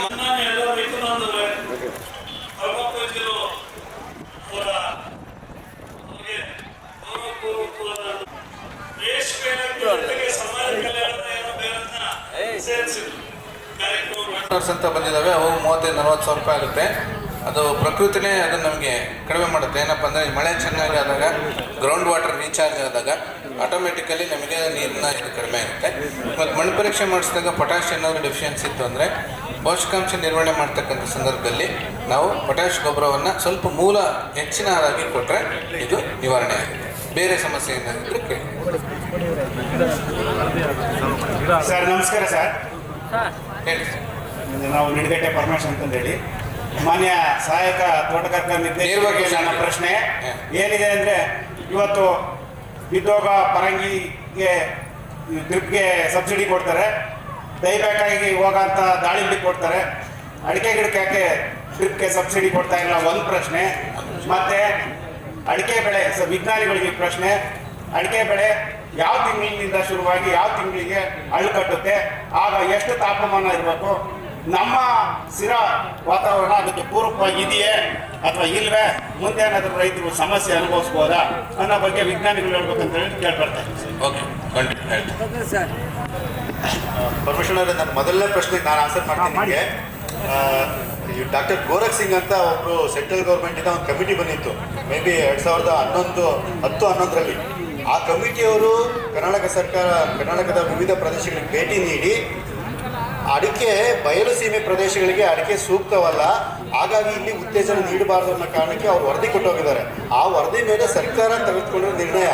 ಈಗ ಅಡಿಕೆಗೆ ಡ್ರಿಪ್ಪಿಗೆ ಸಬ್ಸಿಡಿ ಇದೆ, ಎಲ್ಲಿದೆ ಅಂದರೆ ಮಲೆನಾಡು ಭಾಗಗಳಲ್ಲಿದೆ, ನಮ್ಮ ಬಯಲು ಸೀಮೆ ಪ್ರದೇಶಗಳಿಗೆ ಇಲ್ಲ. ಇದು ಸರ್ಕಾರ ನಿರ್ಧಾರ ಈಗ, ಹಾಗಾಗಿ ಇಲ್ಲ. ಬಟ್ ಆದರೂ ಕೂಡ ಇಲ್ಲಿ ತುಂಬ ಹೆಚ್ಚಿನ ಪ್ರದೇಶದಲ್ಲಿ ತರಕಾರಿಗಳು ಬೆಳೀತಾ ಇರೋದ್ರಿಂದ ಇಲ್ಲಿಂದಲೂ ಒತ್ತಡ ಇದೆ. ಅದು ಸರ್ಕಾರ ಪರಿಶೀಲನೆ ಮಾಡಬೇಕು. ಆಮೇಲೆ ಆದ್ರೆ ನಾನು ಹೇಳ್ತಿದ್ದೀನಿ, ನೀವು ಅಡಿಕೆಗೆ ಡ್ರಿಪ್ಪಿಗೆ ಸಬ್ಸಿಡಿ ತಗೋಬಹುದು. ಅದು ಯಾವ ಥರ ಅಂತ ನಾನು ಹೇಳ್ತೀನಿ ಕೇಳಿ. ಎರಡು ರೀತಿ. ಈಗ ಒಂದು ಚಿಕ್ಕ ಗಿಡಗಳು ಹೊಸದಾಗಿ ಅಡಿಕೆ ಗಿಡ ನಾಟಿ ಮಾಡ್ತಾ ಇದ್ದೀರಾ ಅಂದರೆ ಅದ್ರ ಮಧ್ಯೆ ಅಂತರ್ ಬೆಳೆಯಾಗಿ ಪಪ್ಪಾಯ ಅಥವಾ ಬಾಳೆ ಅಥವಾ ತರಕಾರಿಗಳು ಈ ಥರ ಯಾವ್ದಾದ್ರು ಅಂತರ್ ಬೆಳೆಯಾಗಿ ಹಾಕೊಳ್ಳಿ. ಅದಕ್ಕೆ ಡ್ರಿಪ್ ಅಳವಡಿಸ್ಕೊಳ್ತೀರಲ್ಲ, ಸಹಾಯ ನಿಮಗೆ ಸಿಗುತ್ತೆ.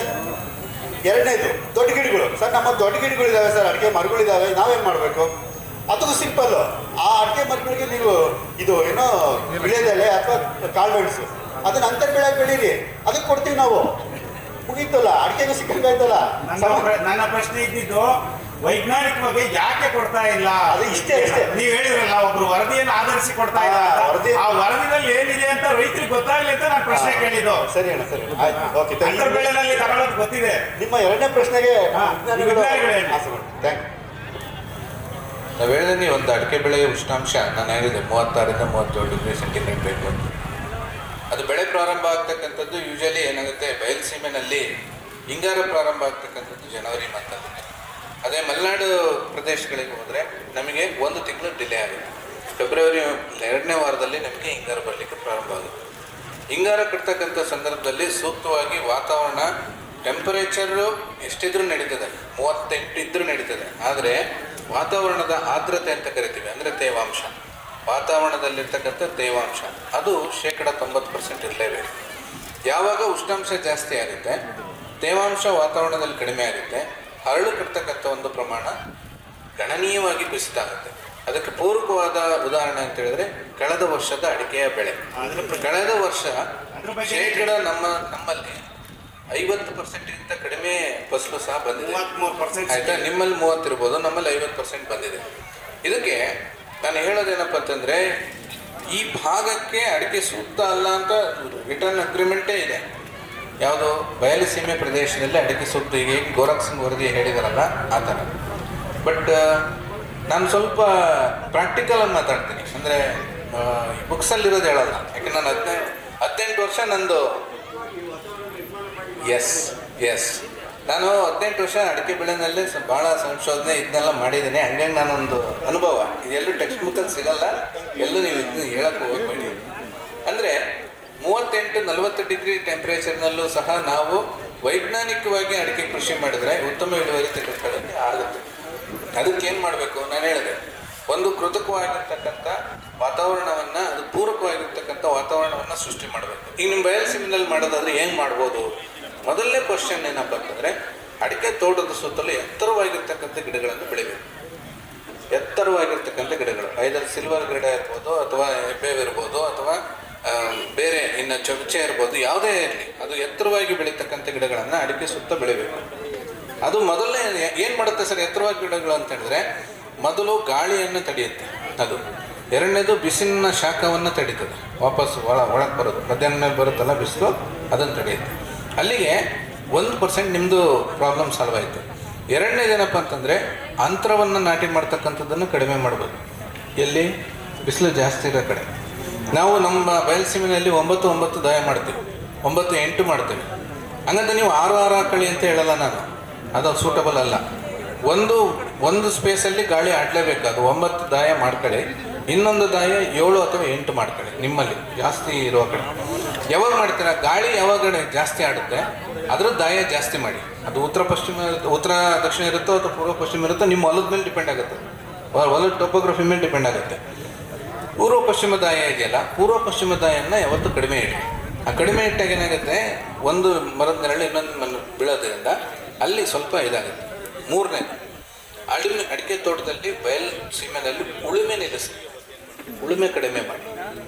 ಉಳುಮೆ ಅಂದರೆ ತೋಟದ ಕಲ್ಟಿವೇಷನ್ ಮಾಡೋದನ್ನು ಕಡಿಮೆ ಮಾಡಿ.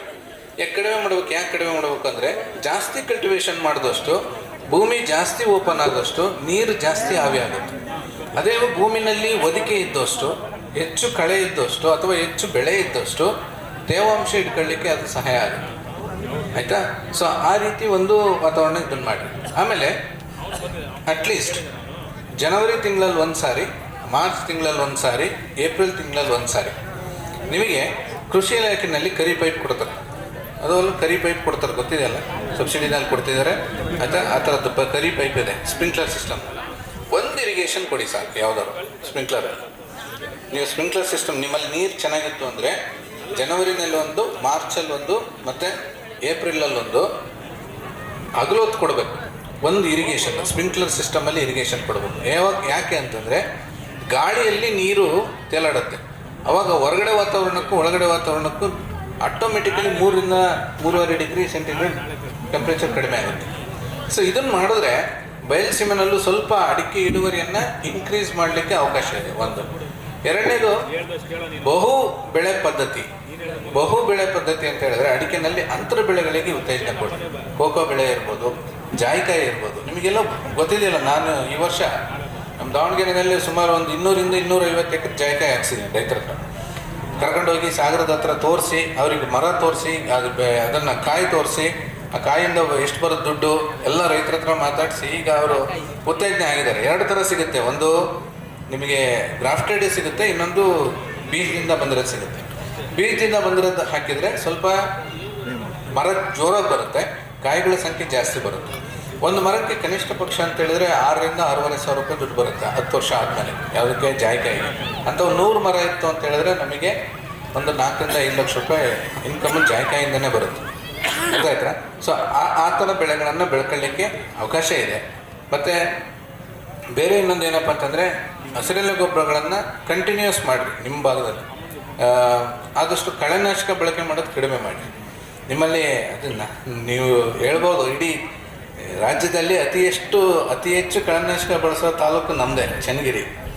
ಅತಿ ಹೆಚ್ಚು 46,000 ಹೆಕ್ಟರ್ ಪ್ರದೇಶ ಇದೆ ನಮ್ದು ಅಡಿಕೆ. ಅಲ್ಲಿ ನೀವು ನಿಮಗೆ ಹೇಳ್ದಂಗೆ ನನಗೆ ಹೇಳಿದ್ರೆ, ಬಾ ನೀನು ಹೊಲ ಮಾಡಿ ಗೊತ್ತಾಗತ್ತೆ ಅಂತಾರೆ ರೈತರು.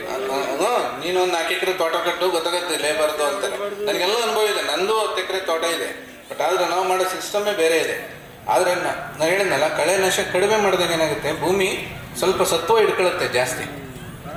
ಯಾಕೆ ಕಡಿಮೆ ಮಾಡಬೇಕು ಕಳೆನಾಶಕ ಅಂದರೆ, ನೀವು ಜಾಸ್ತಿ ಹೊಡೆದಷ್ಟು ಮಣ್ಣಿನ ಪದರ ಚೇಂಜ್ ಆಗುತ್ತೆ. ಅದರ ಭೌತಿಕ ಗುಣಗಳು, ರಾಸಾಯನಿಕ ಗುಣಗಳು, ಜೈವಿಕ ಗುಣಗಳು ಎಲ್ಲ ಚೇಂಜ್ ಆಗ್ತಾ ಹೋಗುತ್ತೆ. ಅದಕ್ಕೆ ಒಂದು ಎಕ್ಸಾಂಪಲ್ ಕೊಡ್ತೀನಿ. ಜಾಸ್ತಿ ಮಳೆ ಆದಾಗ ಕೊಡಗು ಅಥವಾ ಈ ಉತ್ತರ ಕನ್ನಡದಲ್ಲಿ ಗುಡ್ಡ ಕುಸಿತ ಆಗುತ್ತೆ, ಗೊತ್ತಲ್ಲ? ಏನಕ್ಕಾಗುತ್ತೆ ಗೊತ್ತಾ? ಗುಡ್ಡ ಕುಸಿತ ಎಲ್ಲಿ ಕಳೆನಾಶಕ ಜಾಸ್ತಿ ಹೊಡೆದಿರ್ತಾರಲ್ಲ ಅಲ್ಲಿ ಮಣ್ಣಿನ ರಚನೆ ಸ್ಪ್ಲಿಟ್ ಆಗುತ್ತೆ. ಅವಾಗ ಆಟೋಮೆಟಿಕಲಿ ಸ್ಲೈಸಿಂಗ್ ಆಗಿ ಅದು ಬೀಳುತ್ತೆ. ಇದು ನಾವು ರೈತರು ಅಬ್ಸರ್ವ್ ಮಾಡ್ಬೇಕು ಅದನ್ನು. ಬೇರೆ ಏನೋ ಕೇಳ್ತಾ ಇದ್ರು, ಅರ್ಥ ಆಯ್ತಲ್ಲ ನಿಮಗೆ? ನಿಮ್ಮ ಕ್ವಶನ್ ಅನ್ಸುತ್ತೆ. ಅಲ್ಲಿ ಇನ್ನೊಬ್ರು ಕೇಳ್ತಾರೆ, ಹೇಳಿ ಸರ್. ಅಡಿಕೆಯಲ್ಲಿ ಗರಿ ಇದೆಯಲ್ಲ ಸರ್, ಇದು ಒಂಬಳ ಹೊಡೆಯುತ್ತಲ್ಲ ಸರ್, ಅದರ ಮೇಲ್ಭಾಗದಲ್ಲಿ ಕಟ್ಟಾಗಿ ನೆಲಕ್ಕೆ ಬೀಳುತ್ತೆ ಸರ್. ಎಕ್ಸಾಕ್ಟ್ಲಿ. ಅದು ಈ ವರ್ಷ 2 ವರ್ಷದಲ್ಲಿ ಜಾಸ್ತಿ ಸಮಸ್ಯೆ ಇದೆ. ಅದು ಹಸಿ ಇದ್ದಂಕ್ಲೆ ಅಡಿಕೆ ಗರಿ ಹಸಿ ಇದ್ದಂಕ್ಲೆ ಏನಾಗುತ್ತೆ, ಅದು ಕೆಳಗಡೆ ಗರಿ ಕಟ್ಟಿ ಬೀಳುತ್ತೆ, ಮೇಲ್ಗಡೆ ಗರಿ ಬೀಳಲ್ಲ, ಕೆಳಗಡೆ ಗರಿ ಕಟ್ಟಾಗಿ ಬೀಳುತ್ತೆ. ಎರಡು ಕಾರಣದಿಂದ ಆಗುತ್ತೆ ಅದು. ಒಂದು, ಭೂಮಿನಲ್ಲಿ ಪೊಟ್ಯಾಶ್ ಕೊರತೆ ಇದ್ದಾಗ ಆಗುತ್ತೆ.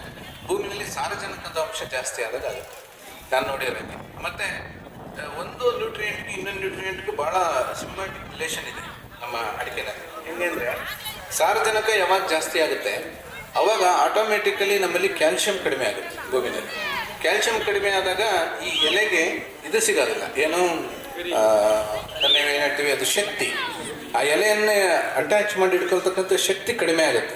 ಮತ್ತು ಇದು ಎಲೆ ಸ್ವಲ್ಪ ದೊಡ್ಡದಾದ ತಕ್ಷಣ ಆಗುತ್ತೆ, ಲಟ್ ಅಂತ ಕಟ್ಟಾಗಿ ಬೀಳುತ್ತೆ. ಅದು ಒಂದು. ಎರಡನೇದು, ಅದೇನಾದ್ರು ಇನ್ಫೆಕ್ಷನ್ ಕಟ್ಟಾಗಿ ಬೀಳ್ತು ಅಂದರೆ ಅಲ್ಲೊಂದು ಏನೋ ಹುಳ ಬಂದು ಹೊಡೆಯುತ್ತೆ. ನೆಕ್ಸ್ಟ್ ಈ ಥರ ಸಮಸ್ಯೆ ಇರುತ್ತೆ. ಅಂಥ ಗಿಡಗಳಲ್ಲಿ ಏನು ಮಾಡಿ, ಅಂಥ ತೋಟಗಳಲ್ಲಿ ಮಣ್ಣು ಪರೀಕ್ಷೆ ಮಾಡಿಸಿ ಸಾರಜನಕದ ಅಂಶ ಜಾಸ್ತಿ ಇದ್ದರೆ ಕಡಿಮೆ ಮಾಡಿ. ಒಂದು, ಶೀಘ್ರ ಅದನ್ನು ನಾವು ರಿಪೇರಿ ಮಾಡಬೇಕು ಅಂತಂದರೆ ಎಲ್ಲ ಗಿಡಕ್ಕೂ ಮಾಡೋ ಅವಶ್ಯಕತೆ ಇಲ್ಲ. ಅಂಥ ಗಿಡಕ್ಕೆ ಇವು CN ಅಂತ ಸಿಗುತ್ತೆ, ಕ್ಯಾಲ್ಶಿಯಂ ನೈಟ್ರೇಟ್ ಅಂತ ಹೇಳಿ. ಆ ಕ್ಯಾಲ್ಶಿಯಂ ನೈಟ್ರೇಟನ್ನು 5 ಗ್ರಾಮ್ 1 ಲೀಟ್ರ್ ನೀರಿಗೆ ಹಾಕಿ 2 ರಿಂದ 3 ಲೀಟ್ರ್ ಬುಡಕ್ಕೆ ಹಾಕಿ ಆಯಿತಾ. ಸೊ ಇವತ್ತು ಔಷಧಿ ಹೊಡೆಯೋಕ್ಕೆ ಕೇಳಿದ್ರೆ ಭಾಳ ಜನ ರೈತರು ನಮಗೆ ಬೈತಾರೆ, ಭಾಳ ಬೈತಾರೆ. ಯಾಕೆಂದರೆ ಅದು ಇನ್ಫೆಕ್ಷನ್ ಮೇಲಿರುತ್ತೆ. ಈಗ ನಾನು ಇದಕ್ಕೆ ಔಷಧಿ ಹೊಡೆಯೋಕ್ಕೆ ಕೇಳಿದೆ, ನೀವೇ ಬೇಕಾದ್ರೆ ಈಗ ಯಜಮಾನ್ರು ಇದ್ರು ಅಲ್ಲಿ, ತಮ್ಮ ಏನಾದ್ರು ಬುಡಕ್ಕೆ ಹಾಕೋದಿದ್ರೆ ಹೇಳ್ಬೇಕಾದ್ರೆ ಮಾಡ್ತೀನಿ, ಅದನ್ನ ಯಾವ ನೋಡಿತಾನೆ, ಅಷ್ಟು ಬ್ಯಾಕ್ ಹೋಗಲ್ಲ ಅಂತಾರೆ, ಹೌದಾ. ಅಲ್ಲಿಗೆ ನಾವು ಇನ್ಫೆಕ್ಷನ್ ಎಲ್ಲಿರುತ್ತೋ ಅಲ್ಲಿಗೆ ಹೊಡಿಬೇಕು. 5 ಗ್ರಾಮ್ 1 ಲೀಟ್ರ್ ನೀರಿಗೆ ಹಾಕ್ಕೊಂಡು ನೀವು ಡ್ರೆಂಚಿಂಗ್ ಮಾಡಿರಿ, ಆಟೋಮೆಟಿಕಲಿ ಕಡಿಮೆ ಆಗುತ್ತೆ. ಆಮೇಲೆ ನಿಮ್ಮ ಭಾಗದಲ್ಲಿ ನನಗೆ ಮಣ್ಣಿನ ಪ್ರೊಫೈಲ್ ಬಗ್ಗೆ ಸ್ವಲ್ಪ ಓದಿದ್ದೀನಿ. ಈ ಭಾಗದಲ್ಲಿ ಫಾಸ್ಫರಸ್ ಕಂಟೆಂಟ್ ಜಾಸ್ತಿ ಮಾಡ್ತಾ ಇದ್ದಾರೆ, DAP ಜಾಸ್ತಿ ಬಳಸ್ತಾರೆ ನಿಮ್ಮ ಕಡೆ, ಹೌದಲ್ಲ. DAP ಜಾಸ್ತಿ ಬಳಸ್ತಾ ಇದ್ದೀರಿ. ನಾನು ಪ್ರೊಫೈಲ್ನನ್ನು NBSS LVPನಲ್ಲಿ ಮೊನ್ನೆ ಸ್ಟಡಿ ಮಾಡಿದೆ. ಈ ಶಿರಾ ಭಾಗದಲ್ಲಿ ಹಿರಿಯೂರು, ಪಾವಗಡ ಮತ್ತು ಚಿಕ್ಕನಾಯಕನಹಳ್ಳಿ ಮತ್ತು ಈ ಕಡೆ ಚಳ್ಳಕೆರೆ, ಮೊಳಕಾಲ್ಮೂರು ಈ ಭಾಗ ಏನಿದೆಯಲ್ಲ, DAP ಜಾಸ್ತಿ. ಯಾರು DAP ಗೊಬ್ಬರ ಜಾಸ್ತಿ ಬೆಳೆಸ್ತೀರಿ ಅಡಿಕೆ ತೋಟಕ್ಕೆ, ನೀವು ಸಮಸ್ಯೆ ಕಟ್ಟಿಟ್ಟು ಬರ್ತೀನಿ. ಯಾಕೆಂದರೆ DAP ಯಾವ ಕಾರಣಕ್ಕೂ ಈ ಭಾಗದಲ್ಲಿ ಅಡಿಕೆ ಬೆಳೆಸ್ಬೇಡಿ. ಯಾಕೆಂದರೆ ಫಾಸ್ಫರಸ್ ಏನು ಕಂಟೆಂಟ್ ಇದೆಯಲ್ಲ, ಅದು ಒಂದು ಮಣ್ಣಿನ ಎಂಡೆ ತಗೊಂಡ್ರೆ ಆ ಫಾಸ್ಫರಸ್ಸು ಜಾಸ್ತಿ ಹಾಕಿ ಏನಾಗುತ್ತೆ, ಅದು ಕೋಟಿಂಗ್ ಆಗುತ್ತೆ ಮೇಲೆ. ಆ ಮಣ್ಣಿನಲ್ಲಿ ಒಂದು ಜಸ್ಟ್ ಕೋಟಿಂಗ್ ಆಗುತ್ತೆ. ಆ ಫಾಸ್ಫರಸ್ ಕೋಟಿಂಗ್ ಆದ ತಕ್ಷಣ ಏನಾಗುತ್ತೆ, ಜಿಂಕು ಯಾವ ಕಾರಣಕ್ಕೂ ಗಿಡಕ್ಕೆ ಸಿಗಲ್ಲ. ಜಿಂಕ್ ಪೋಷಕಾಂಶ ಯಾವ ಕಾರಣಕ್ಕೂ ಸಿಗಲ್ಲ, ಸತು ಅಂತ ಕರಿತೀವಿ ಕನ್ನಡದಲ್ಲಿ ನಾವು. ಯಾವಾಗ ಜಿಂಕು ಸಿಗೋದಿಲ್ಲ, ನಿಮ್ಮ ಅಡಿಕೆಗಳು ಇದ್ದಿದ್ದಂಗೆ ಕಸ್ಮರಿಗೆ ಆದಂಗೆ ಆಗ್ಬೇಕು. ಸುಳಿ ಎಲ್ಲ ಒಂಚೂರು ಎಲ್ಲ ಜೋತ್ಕೊಂಡು ಕಸ್ಮರಿಗೆ ಆದಂಗೆ ಆಗುತ್ತೆ, ಇಡಿಮಂಡಿಗೆ ಅಂತ ಕರಿತೀವಿ ನಾವು ಅದು, ಆಯಿತಾ. ಸೊ ನಿಮಗೇನು ಅನಿಸುತ್ತೆ, ಏನೋ ಸಮಸ್ಯೆ ಇದೆ ಹಾಗೆ ಅಂತ. ಆಮೇಲೆ ಫಾಸ್ಫರಸ್ ಕಂಟೆಂಟ್ ಜಾಸ್ತಿ ಆದ್ರೂ ಸಮಸ್ಯೆ ಏನಂತಂದರೆ ಬೇರೆ ಅದರ ಯಾವ ನ್ಯೂಟ್ರಿಯೆಂಟ್ಸ್ ಬರೋಕ್ಕೂ ಬಿಡೋದಿಲ್ಲ, ಆಯಿತಾ. ಹಂಗಾಗಿ DAP ಗೊಬ್ಬರನ ಸ್ವಲ್ಪ ಕಡಿಮೆ ಮಾಡಿ ಅಡಿಕೆ ಇದರಲ್ಲಿ. ಆ ರೀತಿ ನೀವು ಪೋಷಕಾಂಶ ನಿರ್ವಹಣೆ ಬೇಕು ಅಂತಂದರೆ ನೀವು ವರ್ಷಕ್ಕೆ 2 ಸಲ ಕೊಡಬೇಕಾಗತ್ತೆ ಒಂದು ಪೋಷಕಾಂಶವನ್ನು. ಟೈಮ್ ಭಾಳ ಇಂಪಾರ್ಟೆಂಟ್, ಅದು ನೀವು ಭಾಳ ಮಿಸ್ ಮಾಡ್ತೀರಿ, ನನಗೆ ಗೊತ್ತಿದೆ ಅಡಿಕೆ ಬೆಳೆಗಾರ. ಟೈಮ್ ಯಾಕೆ ಇಂಪಾರ್ಟೆಂಟ್ ಅಂದರೆ, ಯಾವಾಗಲೂ ಗೊಬ್ಬರ ಕೊಡಬೇಕು ಅಂದರೆ ಪೋಷಕಾಂಶವನ್ನು ಒಂದು ಜೂನ್ ಜುಲೈ ತಿಂಗಳಲ್ಲಿ ಕೊಡಬೇಕು, ಇನ್ನೊಂದು ಅಕ್ಟೋಬರ್ ನವೆಂಬರ್ ಒಳಗೆ ಕೊಡಬೇಕು. ಅದ್ರ ಮೇಲೆ ನೀವು ಏನು ತಪ್ಪು ಯಾವಾಗ ಗೊಬ್ಬರ ಕೊಟ್ರು ಅದು ಬೆಳೆಗೆ ಹಾನಿ. ಹೋದ ವರ್ಷ ಹಂಗೆ ಮಾಡಿದ್ರು, ಮಳೆ ಜಾಸ್ತಿ ಇತ್ತು ಅಂತೇಳಿ 1 ಟೈಮ್ ಅಷ್ಟೇ ಗೊಬ್ಬರ ಕೊಟ್ಟರು ರೈತರು. ಯಾವಾಗ ಕೊಟ್ಟರು, ನಡುವೆ ಕೊಟ್ಟರು, ಸೆಪ್ಟೆಂಬರಿಗೆ ಕೊಟ್ಟರು. ಈಗ ಮತ್ತೆ ಕೇಳ್ತಾರೆ ನಮಗೆ, ಗೊಬ್ಬರ ಬರ್ಕೊಡ್ರಿ ಸರ್ ಅಂತ, ನಾನು ಕೊಡಲ್ಲ ಅಂತ ಹೇಳಿದೆ. ಯಾಕೆಂದರೆ ಈಗ ಕೊಟ್ಟರೆ ಏನಾಗುತ್ತೆ, ಹಿಂಗಾರ ಕೀಳಬಾರ್ದು ಟೈಮಲ್ಲಿ ಕೀಳ್ತಾವೆ. ಸೆಪ್ಟೆಂಬರ್ ಅಕ್ಟೋಬರ್ ಹಿಂಗಾರು ಬಂದರೆ ನಿಮ್ಗೆ ಯಾವ ಕಟ್ಟೋದೇ ಇಲ್ಲ, ಅವು ಕಟ್ಟಬಾರ್ದು, ಕಟ್ಟೋದೂ ಇಲ್ಲ. ಅದಕ್ಕೆ ನಮ್ಗೆ ಹಿಂಗಾರ ಕೀಳೋ ಟೈಮ್ ಯಾವುದಂದ್ರೆ ಜನವರಿಯಿಂದ ಅಪ್ ಟು ಮಾರ್ಚ್ ಏಪ್ರಿಲ್ವರೆಗೆ. ಆ ಟೈಮಲ್ಲಿ ಬಂದವು ಮಾತ್ರ ಅಡಿಕೆ ಹಿಂಗಾರ ಕಟ್ತವೆ, ಬೇರೆ ಟೈಮಲ್ಲಿ ಬಂದರೆ ಹಿಂಗಾರ ಕಟ್ಟೋದಿಲ್ಲ. ಹಾಗಾಗಿ ಪೋಷಕಾಂಶನಲ್ಲಿ ಸ್ವಲ್ಪ ನೀವು ಕರೆಕ್ಟಾಗಿ ಮೇಂಟೈನ್ ಮಾಡಿ. ಓಕೆ, ನೆಕ್ಸ್ಟ್ ಕ್ವಶನ್ ಕೇಳಿ. ಬೇರೆ ಕಪ್ಪು ಚುಕ್ಕಿ ರೋಗ ಬರ್ತಾ ಇದೆ ಸರ್ ಎಲೆಗೆ. ಎಲೆನಲ್ಲಿ ಕಪ್ಪು ಚುಕ್ಕಿ ರೋಗ ಕಾಮನ್ ಆಗಿರುತ್ತೆ, ಬಟ್ ನೀವು ಯಾರು ಹೆದರಬೇಡಿ. ಅದಕ್ಕೆ ಯಾಕೆ ಗೊತ್ತಾ, ಸುಳಿವರೆಗೂ ಹೋಗ್ತಾ ಇದೆ. ಎಸ್, ನೀವು ಹೆದರಬೇಡಿ. ಅದು 2 ಕಾರಣದಿಂದ ಕಪ್ಪು ಚುಕ್ಕಿ ರೋಗ ಬರುತ್ತೆ ನಿಮಗೆ. ಕೂತ್ಕೊಳ್ಳಿ. ಏನಪ್ಪ ಅಂದರೆ, ಒಂದು ಅಡಿಕೆ ಗಿಡದಲ್ಲಿ ಈ ಸುಳಿ ತಿಗಣೆ ಅಂತ ಇರುತ್ತೆ, ನೀವು ನೋಡಿರ್ಬೋದು. ಆ ಒಂದು ಗಿಡದ ಹತ್ರ ಹೋಗಿ ಸುಳಿಯನ್ನು ನೀವು ಅಗಲಿಸಿ ನೋಡಿದ್ರೆ ಕೆಂಪು ಒಂದು ಸಣ್ಣ ತಿಗಣೆ ಇರುತ್ತೆ. ಆ ತಿಗಣೆ ನಿಮ್ಮ ತೋಟದಲ್ಲಿ ಜಾಸ್ತಿ ಇದ್ದಾಗ ಸುಳಿನೂ ಸಹ ಕಪ್ಪಗಾಗುತ್ತೆ, ಎಲೆನೂ ಸಹ ಕಪ್ಪಗಾಗುತ್ತೆ. ನೋಡಿದ್ದೀರಾ, ಅದು ಸುಳಿ ತಿಗಣೆ ಬಾರಿ. ಅದಕ್ಕೊಂದು ಅದೇ ನಿಮ್ಮಲ್ಲಿ ಬಂದಿರೋದು, ಬೇರೆ ಇನ್ನೇನೂ ಬಂದಿಲ್ಲ. ಅದಕ್ಕೇನು ಮಾಡಬೇಕು ಅಂದರೆ ಆ ಸುಳಿ ತಿಗಣೆನ ಸಾಯಿಸ್ಬೇಕು. ನನ್ನ ಹತ್ರ 2 ಸೊಲ್ಯೂಷನ್ ಇದೆ. ನೀವು ಸಾವಯವ ಕೇಳಿದ್ರು ಕೊಡ್ತೀನಿ, ರಾಸಾಯನಿಕ ಕೇಳಿದ್ರು ಕೊಡ್ತೀನಿ. ಬಟ್ ಸಾವಯವ ಕೇಳಿದರೆ ಸ್ವಲ್ಪ 2 ಸಲ ಮಾಡ್ಬೇಕು, ಅದಕ್ಕೆ ರೈತರು ಒಪ್ಪಲ್ಲ. ಅದು ಏಟರ ಕಾಸ್ಟ್ಲಿಯಲ್ಲೇ ಒಂದು ಒಳ್ಳೆ ಔಷಧಿ ಬರ್ಕೊಡಿ ಸರ್ ಅಂತ, ಅದು ಎಷ್ಟರ ಕಾಸ್ಟ್ಲಿ ಇರಲಿ, ಆಯಿತಾ. ಸೊ ನೀವು ಸಾವಯವದಲ್ಲಿ ಮಾಡಬೇಕು ಅಂತ ಹೇಳಿದರೆ ಬೇವಿನ ಎಣ್ಣೆ 10,000 ppm ಬರುತ್ತೆ, 10,000 ppm ಅಂತ. ಆ 10,000 ppm ಬೇವಿನ ಎಣ್ಣೆನ 2 ml 1 ಲೀಟ್ರ್ ನೀರಿಗೆ ಹಾಕ್ಕೊಂಡು ಅದಕ್ಕೆ ಒಂದು ಅಥವಾ 2 ಸ್ಪೂನು ಯಾವುದಾದ್ರೂ ಸೋಪಿನ ಪೌಡ್ರ್ ಮಿಕ್ಸ್ ಮಾಡ್ಕೊಂಡು ಎಲ್ಲಿ ಹೊಡಿಬೇಕು, ಸುಳಿ ಒಳಗೆ ಇರುತ್ತವೆ ಯಾವ ಹುಳ, ಹಿಂಗೆ ಎಲೆ ಹೊಡ್ಕೊಂಬಂದ್ರೆ ಹೋಗಲ್ಲ, ಅದು ಸುಳಿಗೆ ಹಿಡಿಬೇಕು. ಎಲೆ ಸಿಂಪರಣೆ ಮಾಡೋ ಅವಶ್ಯಕತೆ ಇಲ್ಲ, ಸುಳಿ ಒಳಗೆ ಇಳಿರಿ, ಸುಳಿ ಒಳಗೆ ನೀರು ಹೊರಗೆ ಬರಬೇಕು, ಆವಾಗ 100% ಕಂಟ್ರೋಲ್ ಆಗುತ್ತೆ. ಅಥವಾ ನಿಮಗೆ ರಾಸಾಯನಿಕವಾಗಿ ಒಂದೇ ಸ್ಪ್ರೇ ಕಂಟ್ರೋಲ್ ಆಗಬೇಕು ಅಂತ ಹೇಳಿದ್ರೆ ಲ್ಯಾಂಬ್ಡಾಸೈಲೋತ್ರಿನ್ ಅಂತ ಒಂದು ಔಷಧಿ ಬರುತ್ತೆ, ನೀವು ಕರಾಟೆ ಅಂತ ಕೇಳಿರ್ಬೋದು. ಅದನ್ನು 1 ml 1 ಲೀಟ್ರ್ ನೀರಿಗೆ ಹಾಕೊಂಡು ಸುಳಿಗೆ ಸಿಂಪರಣೆ ಮಾಡಿದರೆ ಅದು ಕಂಟ್ರೋಲ್ ಆಗುತ್ತೆ. ಮತ್ತು ಎಲೆ ಚುಕ್ಕೆ ರೋಗದ ಬಗ್ಗೆ ನೀವು ಯಾವುದೇ ಸಂದೇಹ ಪಡಬೇಡಿ, ನಮ್ಮ ಭಾಗದಲ್ಲಿ ಬರಲ್ಲ. ಅಲ್ಲಿ ಮಲೆನಾಡಲ್ಲಿ ಇರ್ತಕ್ಕಂಥ ಎಲೆ ಚುಕ್ಕೆ ರೋಗ ಬೇರೆ, ಬಯಲುಸೀಮೆಯಲ್ಲಿ ಇರ್ತಕ್ಕಂಥ ಎಲೆ ಚುಕ್ಕೆನ ಬೇರೆ. ನಮ್ಮಲ್ಲಿ ಇರ್ತಕ್ಕಂಥದ್ದು ಫಿಲಸ್ಟಿಕ್ಟಾ ಲೀವ್ ಸ್ಪಾಟ್ ಅಂತ ಹೇಳಿ ಕರಿತೀವಿ. ಅದಕ್ಕೆ ಯಾವುದೇ ಸಣ್ಣ ಒಂದು ರೋಗನಾಶಕ, ಐದರ್ ಕಾರ್ಬನೈಸಿಮ್ ಇರ್ಬೋದು ಅಥವಾ ಸಾಫ್ಟ್ ಪೌಡ್ರ್ ಇರ್ಬೋದು, ಅದನ್ನು ನೀವು ಸ್ವಲ್ಪ ಸಿಂಪರಣೆ ಮಾಡಿದ್ರೆ ಹೋಗುತ್ತೆ, ಸಿಂಪರಣೆ ಮಾಡದೇ ಇದ್ರೂ ನಡೆಯುತ್ತೆ, ಆಯಿತಾ. So that's fine.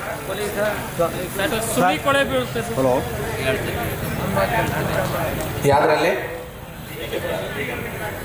ಹಲೋ. ಹಾಂ ಓಕೆ.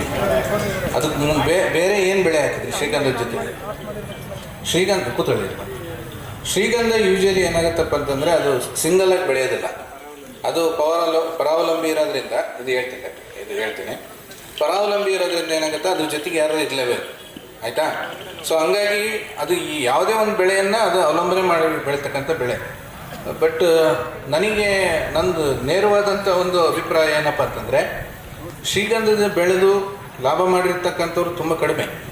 ಅದು ಕಟಾವು ಮಾಡಿ ನಾನು ದುಡ್ಡು ಮಾಡಿದ್ದೀನಿ ಅಂತ ಹೇಳಿ ಯಾರೋ ಒಬ್ಬರು ವೇದಿಕೆ ಬಂದು ಹೇಳಿದರೆ ನಾನು ನಿಜವಾಗ್ಲೂ ಖಾಲಿ ಬಿದ್ದುಬಿಡ್ತೀನಿ ಅವ್ರಿಗೆ, ಯಾಕೆಂದರೆ ಭಾಳ ಕಡಿಮೆ. ಬಟ್ ಶ್ರೀಗಂಧ ಬೆಳೆಸಿರೋರು ಭಾಳ ಜನ ಇದ್ದಾರೆ, ಅದನ್ನ ಸಸಿ ಮಾರಿ ರೊಕ್ಕ ಮಾಡಿರೋರು ಭಾಳ ಜನ ಇದ್ದಾರೆ. ನಮ್ಮ ಮುಖಂಡರು ಇದ್ದಾರೆ, ನಿಮಗೆಲ್ಲ ಗೊತ್ತೈತೆ, ಅಣ್ಣರಿಗೆ ಅಲ್ವಾ, ರೈತ ಮುಖಂಡರು ಎಲ್ಲ ಇದ್ದಾರೆ, ನಿಮಗೆ ಗೊತ್ತಿದೆ. ಬಟ್ ನಾನು ನೇರವಾಗಿ ಹೇಳ್ತೀನಿ, ಯಾವುದೇ ವೇದಿಕೆನಲ್ಲಾದರೂ ನೇರವಾಗಿ ಹೇಳ್ತೀನಿ, ದಯವಿಟ್ಟು ಯಾವುದೇ ಹೊಸ ಬೆಳೆ ಹಾಕಬೇಕಾದ್ರೆ ಸ್ವಲ್ಪ ಯೋಚನೆ ಮಾಡಿ ಹಾಕಿ, ಆಯಿತಾ. ಆಮೇಲೆ ಅದರಲ್ಲಿ ಬೇರೆ ಫಲಾವಲಂಬಿ ಬೆಳೆ ಯಾವುದಾದ್ರೂ ಹಾಕ್ಬೇಕು, ಇಲ್ಲ ಚೊಚ್ಚೆ ಹಾಕಬೇಕು, ಇಲ್ಲ ಅಗಸೆ ಹಾಕಬೇಕು, ಇಲ್ಲ ಅಡಿಕೆ ಇರಬೇಕು, ಅಥವಾ ಇಲ್ಲಿ ಇನ್ನೊಂದು ಯಾವುದಾದ್ರೂ ಒಂದು ಅದು ಪೂರಕವಾಗಿರ್ತಕ್ಕಂಥ ಬೆಳೆಯನ್ನು ಹಾಕಲೇಬೇಕು. ಆಮೇಲೆ ಅದರಲ್ಲಿ ಬೆಳೆ ನಮ್ಮ ಈ ಫಾರೆಸ್ಟಲ್ಲಿ ಬರುತ್ತಲ್ಲ, ಹಂಗೆ ಬರೋದಿಲ್ಲ, ಆ ವಾತಾವರಣ ನಮ್ಮಲ್ಲಿ ಇರೋದಿಲ್ಲ, ಅದು ಕೋರ್ ಡೆವಲಪ್ಮೆಂಟ್ ಆಗಿರೋದಿಲ್ಲ. ಓಕೆ, ಅದಕ್ಕೆ ನನ್ನ ಉದ್ದೇಶ ಏನಪ್ಪ ಅಂತಂದರೆ, ನಾನು ಸ್ವಲ್ಪ ಇದನ್ನು ಶಾರ್ಟಾಗಿ ಹೇಳ್ತೀನಿ. ಏನಂದರೆ, ಸಾಮಾಜಿಕ ಅರಣ್ಯ ವಿಭಾಗದಲ್ಲಿ ಇರ್ತಕ್ಕಂಥ ಅಧಿಕಾರಿಗಳನ್ನು ಕಾಂಟ್ಯಾಕ್ಟ್ ಮಾಡಿ ಫಾರೆಸ್ಟ್ ಡಿಪಾರ್ಟ್ಮೆಂಟಲ್ಲಿ, ಅದಕ್ಕೆ ಪೂರಕವಾಗಿರ್ತಕ್ಕಂಥ ಮಾಹಿತಿ ತೊಗೊಳ್ಳಿ. ಬಟ್ ಅಂತರ ಬೆಳೆ ಬೆಳಿಬೋದು, ಅದಕ್ಕೇನು ಸಮಸ್ಯೆ ಇಲ್ಲ. ಇನ್ನೊಂದು, ನಮ್ಮ ಸ್ನೇಹಿತರು ಅಸಿಸ್ಟೆಂಟ್ ಡೈರೆಕ್ಟರ್ ಒಂದು ಫೋಟೋ ತೋರಿಸಿದ್ರು, ಅಡಿಕೆ ಹಿಂಗಾರಕ್ಕೆ ಕಪ್ಪು ಆಗಿ ರಸ ಹೀರೋ ಕೀಟಗಳನ್ನು ಅಂಟ್ಕೊಂಡಿದ್ದಾರೆ. That is more common. ಅದಕ್ಕೆ ಏನಂತೀವಿ, ಸ್ಕೇಲ್ ಇನ್ಸೆಕ್ಟ್ಸ್ ಅಂತ ಕರಿತೀವಿ, ಅಥವಾ ಸ್ಕೇಲ್ಸ್ ಅಂತ ಕರಿತೀವಿ, ಅಥವಾ ಇನ್ನೂ ಬೇರೆ ಥರದ್ದು ಬರುತ್ತೆ ಕಪ್ಪದ್ದು. ಅದು ಏನು ಮಾಡುತ್ತಪ್ಪ ಅಂತಂದರೆ, ನೀವು ಹಿಂಗಾರನ ಅದು ರಸ ಹೀರುತ್ತೆ, ಅದು ರಸ ಹೀರಿದಾಗ ಏನಾಗುತ್ತೆ, ಹರಳು ಉದುರುತ್ತೆ, ರಸ ಹೀರಿದಾಗ ಹರಳು ಉದುರುತ್ತೆ. ಅದನ್ನು ನಾವು ಕಂಟ್ರೋಲ್ ಮಾಡಬೇಕು. ಅದನ್ನು ಹೆಂಗೆ ನೀವು ಐಡೆಂಟಿಫೈ ಮಾಡ್ತೀರಾ? ಯಾರಾದರೂ ಅನುಭವ ಇದ್ದಂಥ ರೈತರು ಹೇಳಿ, ನಿಮ್ಮ ತೋಟದಲ್ಲಿ ರಸ ಹೀರೋ ಕೀಟದ ಬಾಧೆ ಇದೆ ಅಂದರೆ ಯಾವ ರೀತಿ ಅನುಭವ ಮಾಡ್ತೀರಾ, ಯಾವ ರೀತಿ ಕಾಣುತ್ತೆ, ನಿಮಗೇನು ಲಕ್ಷಣ ಗೊತ್ತಾಗುತ್ತೆ. ನಾನೊಂದು ಭಾಳ ಸಿಂಪಲ್ ಟ್ರಿಕ್ಸ್ ಹೇಳ್ಕೊಡ್ತೀನಿ ನಿಮಗೆ. ನೀವು ತೋಟದಲ್ಲಿ ಅಡ್ಡಾಡ್ತಾ ಇರ್ತೀರಲ್ಲ, ಹೊಲದಲ್ಲಿ ತೋಟದಲ್ಲಿ ಅಡ್ಡಾಡ್ಬೇಕಾದ್ರೆ ಯಾವ ಮರದಲ್ಲಿ ಕೆಂಜಿಗೆ ಜಾಸ್ತಿ ಇರುತ್ತೆ, ಆ ಮರದಲ್ಲಿ ರಸ ಹೀರೋ ಕೀಟ ಜಾಸ್ತಿ ಇರುತ್ತೆ. ನೀವು ಅಬ್ಸರ್ವ್ ಮಾಡಿ ನೋಡಿ, ಯಾವ ಮರದಲ್ಲಿ ಕೆಂಜಿಗೆ ಜಾಸ್ತಿ ಇರುತ್ತೆ, ಅದೇ ಮರದಲ್ಲಿ ಆ ರಸ ಹೀರೋ ಕೀಟ ಆ ಹಿಂಗಾರಕ್ಕೆ ಅಟ್ಯಾಕ್ ಆಗಿರುತ್ತೆ. ಆ ಹಿಂಗಾರದಲ್ಲಿ ರಸ ಹೀರಿದಾಗ ಅದ್ರ ಎಕ್ಸ್ಕ್ರೀಟ ಬರುತ್ತಲ್ಲ, ಅದು ಸಿಹಿ ಇರುತ್ತೆ, ಆ ಸಿಹಿ ತಿನ್ನೋಕ್ಕೋಸ್ಕರ ಈ ಕೆಂಜಿಗೆ ಬರುತ್ತೆ. ಬಟ್ ನೀವು ಕೆಂಜಿಗೆ ಔಷಧಿ ಹೊಡೆದ್ರೆ ಉಪಯೋಗ ಆಗಲ್ಲ. ಕೆಂಜಿಗೆ ಒಳ್ಳೆಯದು, ನಮ್ಮ ಬೆಳೆಗೆ ಒಳ್ಳೆಯದು, ಅದು ನಮಗೇನು ಹಾರಕ್ಕಲ್ಲ. ನೀವು ರಸ ಹೀರೋ ಕೀಟನ ಕಂಟ್ರೋಲ್ ಮಾಡಬೇಕು. ಅದಕ್ಕೆ ನಾವು ಸ್ವಲ್ಪ ಪ್ರೊಫೈಲಿಟಿಕ್ ಸ್ಪ್ರೇಸ್ ಹೇಳ್ತೇವೆ. ನಾವು ಇವಾಗ ಥಯೋಮೆಥಾಕ್ಸಾನ್ ಅಂತೇಳಿ ಒಂದು ಔಷಧಿ ಬರುತ್ತೆ. ಆ ಥಯೋಮೆಥಾಕ್ಸಾನ್ ಔಷಧಿಯನ್ನು 0.5 ml 1 ಲೀಟ್ರ್ ನೀರಿಗೆ ಹಾಕೊಂಡು ಸಿಂಪರಣೆ ಮಾಡಿದ್ರೆ ಅದು ರಸ ಹೀರೋ ಕಂಟ್ರೋಲ್ ಆಗುತ್ತೆ. ಅದಕ್ಕೆ ನಾವೇನು ಮಾಡಿದ್ವಿ ಅಂದರೆ, ಸರಿ, ಈಗ ರೋಗಕ್ಕೂ ಹೇಳ್ತೀರಿ, ಇದಕ್ಕೂ ಹೇಳ್ತೀರಿ, ಹಳ್ಳು ಉದುರ್ತದೆ, ಮತ್ತು ಇದಕ್ಕೆಲ್ಲ ಸಮಗ್ರವಾಗಿ ಏನಾದ್ರು ಹೇಳ್ಬೋದಾ ಅಂತ ಒಂದು ಕ್ವಶನ್ ನಿಮಗೆ. ಅದಕ್ಕೆ ನಾನೇನು ಮಾಡಿದ್ದೀನಿ, ಕಳೆದ ಒಂದು 10-12 ವರ್ಷಗಳಿಂದ ದಾವಣಗೆರೆ ಜಿಲ್ಲೆಯಲ್ಲಿ ಪ್ರತಿ ವರ್ಷ ಡಿಸೆಂಬರ್ ತಿಂಗಳಲ್ಲಿ ಒಂದು ಪ್ರಯೋಗ ಮಾಡಿ ಒಂದು ಮಾಲಿಕ್ಯೂಲ್ಸ್ನ ಡಿಸೈಡ್ ಮಾಡ್ತೀವಿ. ಅದು ಸುಮ್ಮನೆ ಮಾಡೋದಲ್ಲ, ನಾವು ವೈಜ್ಞಾನಿಕವಾಗಿ ಯೋಚನೆ ಮಾಡ್ತೀವಿ. ಹೆಂಗಂದರೆ ಈ ಸಲ ಟೆಂಪ್ರೇಚರ್ ಎಷ್ಟಿದೆ, ಮಳೆ ಎಷ್ಟಾಗ್ಬೋದು, ಯಾವ ಮಾಲಿಕ್ಯೂಲ್ ಕೊಟ್ಟರೆ ಒಳ್ಳೆಯದಾಗುತ್ತೆ ಅಂತ.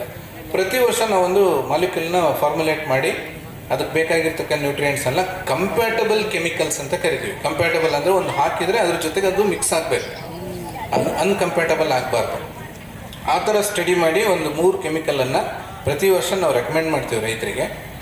ನೀವು ರೆಕಮೆಂಡ್ ಮಾಡಿದಂಥ ಸಂದರ್ಭದಲ್ಲಿ ಅವ್ರು ಸಿಂಪಡಣೆ ಮಾಡ್ತಾರೆ. ಫಸ್ಟ್ ವರ್ಷ ಯಾರೂ ಮಾಡಲಿಲ್ಲ, 2ನೇ ವರ್ಷ ಒಂದು 50-60 ಎಕರೆ ಮಾಡಿದ್ರು. 3ನೇ ವರ್ಷ ರೈತರು ಫೇಸ್ ಮಾಡಿದ್ರು, ಸರ್ ಔಷಧಿ ಹೊಡೆಯೋರೇ ಸಿಗಲ್ಲ ಅಂತ. ಒಂದು 6 ಜನದ ಗುಂಪು ತಯಾರು ಮಾಡಿದೆ ನಾನು. ಗುಂಪು ತಯಾರು ಮಾಡಿ ಅವ್ರಿಗೆ ಟ್ರೈನಿಂಗ್ ಕೊಟ್ವಿ. ವೈಜ್ಞಾನಿಕವಾಗಿ ನಮ್ಮ KVKಯಿಂದನೇ ಟ್ರೈನಿಂಗ್ ಕೊಟ್ಟು ಇವತ್ತು ಎಷ್ಟು ಪ್ರಚಲಿತವಾಗಿದೆ ಅಂದರೆ ಈಗ ಆಲ್ರೆಡಿ ಈ ಜನವರಿ ತಿಂಗಳಲ್ಲಿ 4,500 ಎಕರೆ ಸ್ಪ್ರೇ ಮಾಡಿದ್ದಾರೆ ನಮ್ಮ ಹುಡುಗರು. ಆಯಿತಾ? ಅಂದರೆ ಅವ್ರ ಅನುಭವ ಏನು ಹೇಳುತ್ತೆ ಅಂದರೆ, ಸರ್ 1 ಎಕರೆ ನಾವು ಸ್ಪ್ರೇ ಮಾಡಿದ್ರೆ ನಾನು ಕೆಮಿಕಲ್ ಬೇಕಾದ್ರೆ ಬರ್ಕೊಟ್ಟಿರ್ತೀನಿ ಇಲ್ಲಿ, ಆಮೇಲೆ ಫೋಟೋ ಹೊಡ್ಕೊಳ್ರಿ.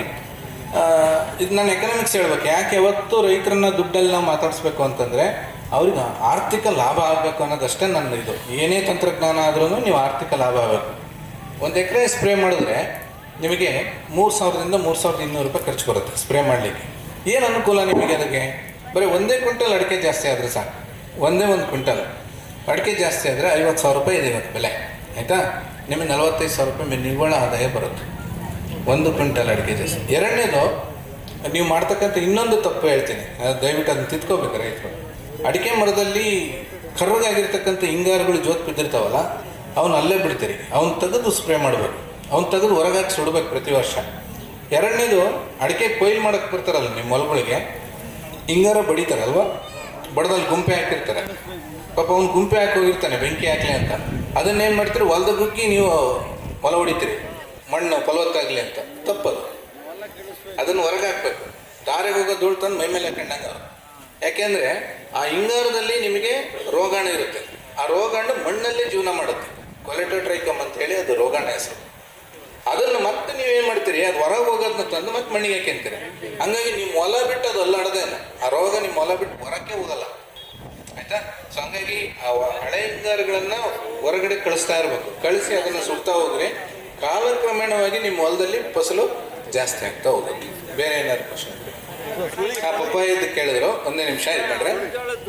ಪಪ್ಪಾಯದಲ್ಲಿ ರಿಂಗ್ ಸ್ಪಾಟ್ ವೈರಸ್ ಹೇಳಿದ್ರು, ಅವ್ರು ತೋರಿಸಿದ್ರು. ಅಂದರೆ ಮುಟ್ರು ರೋಗ, ಮುಟ್ರು ಭಾಳ ಇರುತ್ತೆ ಪಪ್ಪಾಯದಲ್ಲಿ ಅಂತೇಳಿ. ಸರ್ ಅದು ಸರ್ವೇ ಸಾಮಾನ್ಯವಾಗಿ ಎಲ್ಲ ವೆರೈಟೀಸಲ್ಲೂ ಬರುತ್ತೆ. ನೀವು 15 ವೆರೈಟಿನಾದ್ರು ತೊಗೊಳ್ಳಿ ಅಥವಾ 786 ತೊಗೊಳ್ಳಿ, ಎಲ್ಲದರಲ್ಲೂ ಇದೆ. ಉಷ್ಣಾಂಶ ಜಾಸ್ತಿ ಆದಾಗ ಅದಕ್ಕೇನು ಮಾಡಬೇಕು ಅಂತಂದರೆ, ನೀವು ಅದೇ ತೇವಾಂಶ ಮೇಂಟೈನ್ ಮಾಡ್ಬೇಕು ಕರೆಕ್ಟಾಗಿ. ತೇವಾಂಶ ಜಾಸ್ತಿ ಆದಾಗ ಅದು ಏನಪ್ಪ ಅಂತಂದರೆ 4ರಿಂದ 4.5 ತಿಂಗಳು ಒಳಗಡೆ ಅದನ್ನು ಕಂಟ್ರೋಲ್ ಮಾಡಿದ್ರೆ ಕಂಟ್ರೋಲ್ ಮಾಡ್ದಂಗೆ. 4.5 ತಿಂಗಳು ಮೇಲೆ ನಿಮಗೇನಾದರೂ ಅದು ಮುಟ್ರು ಬಂದರೆ ಕಂಟ್ರೋಲ್ ಮಾಡೋಕ್ಕೆ ಸಾಧ್ಯನೇ ಇಲ್ಲ. ಅದು ವೈರಸ್ಸಿಂದ ಬರ್ತಕ್ಕಂಥ ಒಂದು ಇದು. ಅದು ಈ ವೈರಸ್ ಬಂದಾಗ ಏನಾಗುತ್ತೆ, ಅದರಲ್ಲಿ ರಸಹೀರೋ ಕೀಟ ಇರುತ್ತೆ, ವೈಟ್ ಫ್ಲೈಸ್ ಅಂತ ಹೇಳಿ, ಬೆಮೆಸೈಟೋಬ್ಯಾಸಿ ಅಂತ. ಅದು ಇನ್ನೊಂದು ಇದು ಚುಚ್ಚಿಬಿಟ್ಟು ಹೋಗಿ ಇನ್ನೊಂದು ಚುಚ್ಚಿದ್ರೆ ಸ್ಪ್ರೆಡ್ ಆಗುತ್ತೆ. ಅದಕ್ಕೆ ಒಂದು ಅಂತರ್ವ್ಯಾಪಿ ಕೀಟನಾಶಕವನ್ನು ಮೊದಲೇ ಸ್ಪ್ರೇ ಮಾಡಿಕೊಡಿ. ನಿಮಗೆ ಇಮಿಡಾಕ್ಲೋಪ್ರಿಡ್ ಪ್ಲಸ್ ನಿಮಗೆ ಇದು ಯಾವುದು ಲ್ಯಾನ್ಸರ್ ಗೋಲ್ಡ್ ಅಂತ ಬರುತ್ತೆ. ಓಕೆ, ಸೊ ಅಸಿಫೆಟ್ ಪ್ಲಸ್ ಇಮಿಡಾಕ್ಲೋಪ್ರಿಡ್ ಕಾಂಬಿನೇಷನ್ದು ಅದನ್ನು ನೀವೇನು ಮಾಡ್ಬೋದು, 2 ಗ್ರಾಮ್ 1 ಲೀಟರ್ ನೀರಿಗೆ ಸಿಂಪಡಣೆ ಮಾಡಿದರೆ ಅದು ಅನುಕೂಲ ಆಗುತ್ತೆ. ಸಿಂಪಡಣೆ ಮಾಡಬೇಕು. ಅನ್ಯಥ ಭಾವಿಸ್ಬೇಡಿ ರೈತರು. ಯಾಕೆಂದರೆ ಸರ್ ನೀವೇ ಸಾವಯವ ಕೃಷಿ ಹೇಳ್ತೀರಿ, ಏನು ಕೇಳಿದ್ರೆ ಔಷಧಿ ಹೇಳ್ತೀರಾ ಅಂತಂದರೆ, ಔಷಧಿ ಹೇಳಲಿಲ್ಲ ಅಂದರೆ ನನಗೆ ಏನು ಗೊತ್ತಿಲ್ಲ ಅನ್ಕೊಂತಾರೆ ರೈತರು. ಅದಕ್ಕೆ ನಾನು ಅನಿವಾರ್ಯವಾಗಿ ನಿಮಗೆ ಔಷಧಿ ಬರ್ಕೊಳ್ಳೇಬೇಕಾದಂಥ ಪರಿಸ್ಥಿತಿ ಇಲ್ಲ. ಹಂಗೆ ಆಗಿರೋದು ನನ್ನ ಪರಿಸ್ಥಿತಿ, ನಾನು ಅನಿವಾರ್ಯತೆ. ಆಮೇಲೆ ನಾನು ಸಾವಯವನೇ ಫಸ್ಟ್ ಹೇಳೋದವ್ರಿಗೆ, ಫಸ್ಟ್ ಹೇಳೋದೆ ಅದು, ಹಿಂಗೆ ಮಾಡಿರಿ ಹಂಗೆ ಮಾಡಿರಿ ಅಂತ. ಈಗ ಬರೀಲಿಲ್ಲ ಅಂತಂದರೆ ಏನಾಗುತ್ತೆ, ಈಗ ನನ್ನ ಇಮೇಜ್ ನಾನೇ ಕಳ್ಕೊಂಡಂಗೆ. ಅದಕ್ಕೆ ನೀವು ಎಂಥ ರೋಗನಾರ ತಗೊಂಬರ್ರಿ, ತೋಟಗಾರಿಕೆ ಬೆಳೆಗಳಲ್ಲಿ ಎಂಥ ಕೀಟನಾರ ತಗೊಂಬರ್ರಿ, ನಾನು ಕಂಟ್ರೋಲ್ ಮಾಡ್ತೇನೆ. ನನ್ನ ಹತ್ರ ಸೊಲ್ಯೂಷನ್ ಇದೆ. ಬಟ್ ನನಗೇನಪ್ಪ ಅಂತಂದರೆ ಅದನ್ನು ಜಾಸ್ತಿ ಅಡಿಕ್ಟ್ ಮಾಡ್ಕೋಬಾರ್ದು ಅನ್ನೋದು ನನ್ನ ಉದ್ದೇಶ. ಬಟರ್ ಫ್ರೂಟು ಈಗ ಇತ್ತೀಚೆಗೆ ಈ ಭಾರತದಲ್ಲಿ ಫೇಮಸ್ ಆಗಿ ಹಾಕ್ತಾ ಇದ್ದಾರೆ. ಬರ್ತದೆ, ಇಲ್ಲ ಅಂತಲ್ಲ. ಬಟ್ ಏನಂತಂದರೆ ನಮಗೆ ಈ ಏನಪ್ಪ ಹೈಯರ್ ಎಲಿವೇಟೆಡ್ ಪ್ಲೇಸಸ್ಸಲ್ಲಿ ತುಂಬ ಚೆನ್ನಾಗಿ ಬರುತ್ತೆ ಬಟರ್ ಫ್ರೂಟು. ಅಂದರೆ ಕೊಡಗು, ಕೂರ್ಗು ಮತ್ತು ಹಾಸನ್ನು ಆ ಏರಿಯಾದಲ್ಲಿ ಬರುತ್ತೆ. ಅದು ಪೂರ್ವಕವಾಗಿ ಇನ್ನೂ ಯಾರೂ ಸಂಶೋಧನೆ ಮಾಡಿಲ್ಲ. ನಾವು ಸ್ವಲ್ಪ ತೋಟಗಾರಿಕೆ ಇಲಾಖೆಗೆ ಇದು ಮಾಡ್ತಿದ್ದೀವಿ. ಏನಪ್ಪ ಅಂದರೆ ಈ ಭಾಗದಲ್ಲಿ ಸ್ವಲ್ಪ ಫಾರ್ಮ್ಗಳಲ್ಲಿ ಬಟರ್ ಫ್ರೂಟನ್ನು ಹಾಕಿ ಬೆಳೆಸಿ ನಾವು ಅದನ್ನು ರೈತರಿಗೆ ಕಮರ್ಷಿಯಲ್ ಆಗ್ಬೋದು ಅಂತ. ಬಟ್ ಒಂದು ತಿಳ್ಕೊಳ್ಳಿ, ಯಾವುದೇ ಹೊಸ ಬೆಳೆ ಬೆಳಿಬೇಕಾದ್ರೆ ಸ್ವಲ್ಪ ಯೋಚನೆ ಮತ್ತು ಎಚ್ಚರಿಕೆಯಿಂದ ಇರಿ. ಮೊದಲು ಯಾರು ಮಾಡಿರ್ತಾರೋ ಅವನು ಪುಣ್ಯವಂತ, ಬಂತ ಗಿಡ್ಸ್ಕೊಂತಾರೆ. ಆಮೇಲೆ ಬೆನ್ನತ್ಕೊಂಡು ಹೋದರೆ ನಿಮ್ಮ ಲಾಸ್. ವೆನಿಲಾನು ಹಂಗಾಯ್ತಲ್ವಾ, ದಾಳಿಂಬೆನೂ ಹಂಗೆ ಆಯ್ತಲ್ವಾ, ಈಗ ಡ್ರ್ಯಾಗನ್ ಫ್ರೂಟು ಹಂಗೆ ಆಯಿತು. ಡ್ರ್ಯಾಗನ್ ಫ್ರೂಟು ಎಲ್ಲಿ ಮಾಲ್ಗಳಲ್ಲಿ ಸಿಗ್ತಿದ್ದು ಇವತ್ತು ರೋಡ್ನೇ ಸಿಗ್ತಾಯಿತ್ತು. ಈಗ ನೆಕ್ಸ್ಟ್ ಏಜ್ದೊಂದು ಬಂದಿದ್ದು ಮೆಕಡಮಿಯಾ ನಟ್ ಅಂತ. ಈ ಯೂಟ್ಯೂಬ್ ನೋಡಿಬಿಟ್ಟು ಭಾಳ ಜನ ಅದು ಹೊಸ ಹೊಸ ಬೆಳೆಯೋಕ್ಕೆ ಹೋಗ್ತೀರಿ. ಆಯ್ತಾ, ಒಳ್ಳೊಳ್ಳೆ ಮಾಹಿತಿ ತೊಗೊಳ್ಳಿ ಯೂಟ್ಯೂಬಲ್ಲಿ, ತೊಂದರೆ ಇಲ್ಲ. ಈಗ ನಂದು ಯೂಟ್ಯೂಬ್ ಚಾನಲ್ ಇದೆ, ನನಗೆ ಹೇಳೋಕ್ಕಾಗದೇ ರೈತರಿಗೆ ಅಷ್ಟು ಫೋನ್ ರಿಸೀವ್ ಮಾಡೋಕ್ಕಾಗ್ದೇ ನಾನು ವೀಡಿಯೋಸ್ ಮಾಡಿ ಮಾಡಿ ಮಾಡಿ ಅಪ್ಲೋಡ್ ಮಾಡ್ತೀನಿ. ನೀವೇನು ಯೂಟ್ಯೂಬಲ್ಲಿ ಹೋಗಿ ನನ್ನ ಹೆಸರು ಟೈಪ್ ಮಾಡಿ ಸಾಕು, ಬಸವನಗೌಡ MG ಅಂತ ಹೊಡೆದ್ರೆ ಸಾಕು. ಅದರಲ್ಲೇ ನಾನು ಒಂದು 150 ಅಡಿಕೆ ವೀಡಿಯೋನೇ ಹಾಕಿದ್ದೀನಿ. ಯಾಕಂದರೆ ನನಗೆ ಅಡಿಕೆ ರೈತರೇ ಜಾಸ್ತಿ, ಅಡಿಕೆ, ತೆಂಗು, ಬಾಳೆ. ನೀವು ಏನು ಕೇಳ್ತಿದ್ರೆ ಎಲ್ಲದಕ್ಕೂ ಅದಕ್ಕೆ ಸೊಲ್ಯೂಷನ್ ಇದೆ. ಅದು ಕನ್ನಡದಲ್ಲಿ ಅಚ್ಚ ಕನ್ನಡವಾಗಿ ಹೇಳ್ತೀನಿ. ಸುಮಾರು ನಿಮ್ಗೆ ಗೊತ್ತಿಲ್ಲ 45,000 ಜನ ರೈತರು ಅದನ್ನು ಫಾಲೋ ಮಾಡ್ತಿದ್ದಾರೆ, ಸಬ್ಸ್ಕ್ರೈಬರ್ಸ್ ಇದ್ದಾರೆ. ಅದು ಉದ್ದೇಶ ಇಷ್ಟೇ ನಂದು, ಏನಪ್ಪ ಅಂದರೆ ನಿಮ್ಗೆ ಮಾಹಿತಿ ಸಿಗಲಿ ಅಂತಕ್ಕಂಥ ಒಂದು ಉದ್ದೇಶ. ಅದನ್ನು ನೀವು ಫಾಲೋ ಅಪ್ ಮಾಡ್ಕೊಳ್ಳಿ. ಬಸವನಗೌಡ MG ಅಂತ ಹೊಡೀರಿ ಸರ್. ನನ್ನ ಹೆಸರಲ್ಲೇ ಚಾನಲ್ ಇದೆ, ಅದು ಬಸವನಗೌಡ MG ಅಂತ. ಸೊ ನೀವು ಅದರಲ್ಲಿ ಇದು ಮಾಡಿ, ನಿಮ್ಗೆ ಅದರಲ್ಲಿ ಬೇಕಾದಂಥ ಮಾಹಿತಿ ಸಿಗುತ್ತೆ, ಹೇಳ್ತೀನಿ. ವರಿ ಮಾಡಬೇಡಿ. ರೆಡ್ ಮೇಟ್ಸು ಮತ್ತು ವೈಟ್ ಮೇಟ್ಸು ಅವೆಲ್ಲವೂ ಅಂತ ಇದನ್ನು ಮಾಡೋಂಥ ಗಿಡಗಳಲ್ಲ. ಬೆಳವಣಿಗೆ ಕುಂಠಿತ ಮಾಡ್ತವೆ ಹೊರತು ಇದನ್ನು ಮಾಡೋದಿಲ್ಲ. ಅಂದರೆ ನೀವು ಕೇಳ್ತೀರಿ, ನೀವು ಗರಿ ಇದೆಯಲ್ಲ, ನೀವು ಅಡಿಕೆ ಗರಿಯನ್ನು ಜಸ್ಟ್ ಹಿಂಗಂದರೆ ಸಾಕು, ಅದರಲ್ಲಿ ಕೆಂಪಗೆ ಬರುತ್ತೆ. ಕೆಂಪಗೆ ಬಂದರೆ ಈಗ ಅಡಿಕೆ ಗಿಡ ಹೋಗ್ತಿರ್ತೀರಿ ಎಲ್ಲರೂ, ಅಡಿಕೆ ಗಿಡ ತುಂಬ ಕೆಂಪಗೆ ಹಳದಿಯಾಗಿ ತುಂಬ ಕೆಂಪಗಾಗಿದೆ. ಹಿಂಗೆ ಬಂದು ಹಿಂಗಂದರೆ ಕೆಂಪಗಾದರೆ ಕೆಂಪು ಮೈಟ್ಸು, ಕೆಂಪಗಾಗಲಿಲ್ಲ ಅಂದರೆ ವೈಟ್ ಮೈಟ್ಸು ಅಷ್ಟೇ. ಎರಡಕ್ಕೂ ಔಷಧಿ ಇದೆ. ಎರಡಕ್ಕೂ ಔಷಧಿನ ಕೆಳಗಡೆನೇ ಹೊಡಿಬೇಕು ನೀವು, ಕೆಳಗಡೆನೆ. ಸೀಸ್ ಮೈಟ್ ಅಂತ ಬರುತ್ತೆ, ಸೀಸ್ ಮೈಟ್, CEASEMITE, ಸೀಸ್ ಮೈಟ್ ಅಂತ ಹೇಳಿ 1 ml 1 ಲೀಟ್ರ್ ನೀರಿಗೆ ಮಿಕ್ಸ್ ಮಾಡ್ಕೊಂಡು ಎಲೆಯ ಅಡಿಭಾಗದಲ್ಲಿ ಸಿಂಪಡಣೆ ಮಾಡಿರಿ, ಕಂಟ್ರೋಲ್ ಆಗುತ್ತೆ ಸೀಸ್ ಮೈಟ್. ಸುಳಿ ರೋಗ ಇಲ್ಲ ಯಜಮಾನ್ರೆ ನಿಮ್ಮಲ್ಲಿ. ಸುಳಿ ರೋಗ ಬಂದರೆ ನಿಮ್ಮಲ್ಲಿ ಬ್ಯಾಕ್ಟೀರಿಯಾ ಸುಳಿ ರೋಗ ಬರುತ್ತಷ್ಟೇ, ಬ್ಯಾಕ್ಟೀರಿಯಾ ಸುಳಿ ರೋಗ. ಅದು ಹೇಳ್ತೀನಿ ಲಕ್ಷಣ ಹೇಗೆ ಅಂತ. ಫಸ್ಟು ಎಲೆ ಚುಕ್ಕಿ ಇರುತ್ತೆ, ಎಲೆ ಚುಕ್ಕಿ ಇದ್ದಿದ್ದು ಏನು ಮಾಡುತ್ತೆ, ಸುಳಿಗೆ ಹೋಗುತ್ತೆ. ಸುಳಿಯನ್ನು ಕಿತ್ತರೆ ನಿಮಗೆ ಕೆಟ್ಟ ಸ್ಮೆಲ್ ಬರುತ್ತೆ, ಹೌದಾ? ಕೆಟ್ಟ ಸ್ಮೆಲ್ ಬರುತ್ತೆ. ಅದು ಸಣ್ಣ ಗಿಡಗಳಲ್ಲಿ ಬರುತ್ತೆ, ದೊಡ್ಡ ಗಿಡದಲ್ಲೂ ಬರುತ್ತೆ. ಅದಕ್ಕೆ ಬ್ಯಾಕ್ಟೀರಿಯಲ್ ಇನ್ಫೆಕ್ಷನ್ ಅಂತ ಕರಿತೀವಿ, ಜಾಂತಮಾನಸ್ ಅಂತ ಅಂತಕ್ಕಂಥ ಆರ್ಗನಿಸಮ್ಮು. ಅದಕ್ಕೆ ಒಂದು ಕಾಪರ್ ಬೇಸ್ಡ್ ಫಂಜಿಸೈಡ್ ಯಾವುದಾದ್ರೂ ಆಗ್ಬೋದು, ಕಾಪರ್ ಆಕ್ಸಿಕ್ಲೋರೈಡ್ ಆಗ್ಬೋದು, ಅಂದರೆ ಬ್ಲೈಟಾಕ್ಸ್ ಅಂತ ಕರಿತಿರಲ್ಲ ಅದು ಆಗ್ಬೋದು. ಅಥವಾ ಇತ್ತೀಚೆಗೆ ಒಂದು ಹೊಸ ಕೆಮಿಕಲ್ ಬಂದಿದೆ, ಕ್ಯೂಪ್ರೋಫಿಕ್ಸ್ ಅಂತ ಹೇಳಿ. ಅದು 2 ಗ್ರಾಮ್ 1 ಲೀಟ್ರ್ ನೀರಿಗೆ. ಅದ್ರ ಜೊತೆಗೆ ನೀವು ಒಂದು ಬ್ಯಾಕ್ಟೀರಿಯಾ ನಾಶಕ ಅಂತೇಳಿ ಟ್ಯಾಕ್ಮೈಸಿನ್ ಅಂತ ಸಿಗುತ್ತೆ ನಿಮ್ಮ ಮಾರ್ಕೆಟಲ್ಲಿ. ಟ್ಯಾಕ್ಮೈಸಿನ್ ಇರ್ಬೋದು, ಅಥವಾ ಸ್ಟ್ರೆಪ್ಟೊಮೈಸಿನ್ ಸಲ್ಫೇಟ್ ಇರ್ಬೋದು, ಅಥವಾ ಸೈಕ್ಲಿನ್ ಇರ್ಬೋದು. ಈ ಔಷಧಿಯನ್ನು 1/2 ಗ್ರಾಮ್ 1 ಲೀಟ್ರ್ ನೀರಿಗೆ, ಮತ್ತು ಈ ಕಾಪರ್ ಬೇಸ್ಡ್ ಫಂಜಿಸೈಡನ್ನು 2 ಗ್ರಾಮ್ 1 ಲೀಟ್ರ್ ನೀರಿಗೆ. ಇವಷ್ಟೇ. ಇದ್ರ ಮೇಲೆ ಒಂದು ಎಕ್ಸ್ಟ್ರಾ ಹಾಕಿದ್ರೂ ಕಂಟ್ರೋಲ್ ಆಗಲ್ಲ. ಇವೆರಡು ಬಿಟ್ಟು ಬೇರೆ ಎಣ್ಣೆಯನ್ನು ಅದೇ ಆಗಲೇ ಹೇಳಿದ್ನಲ್ಲ, ಬೇವಿನ ಎಣ್ಣೆ ತೊಡಿಲ್ಲ ಅನ್ನಂಗಿಲ್ಲ ನೀವು, ಆಯಿತಾ?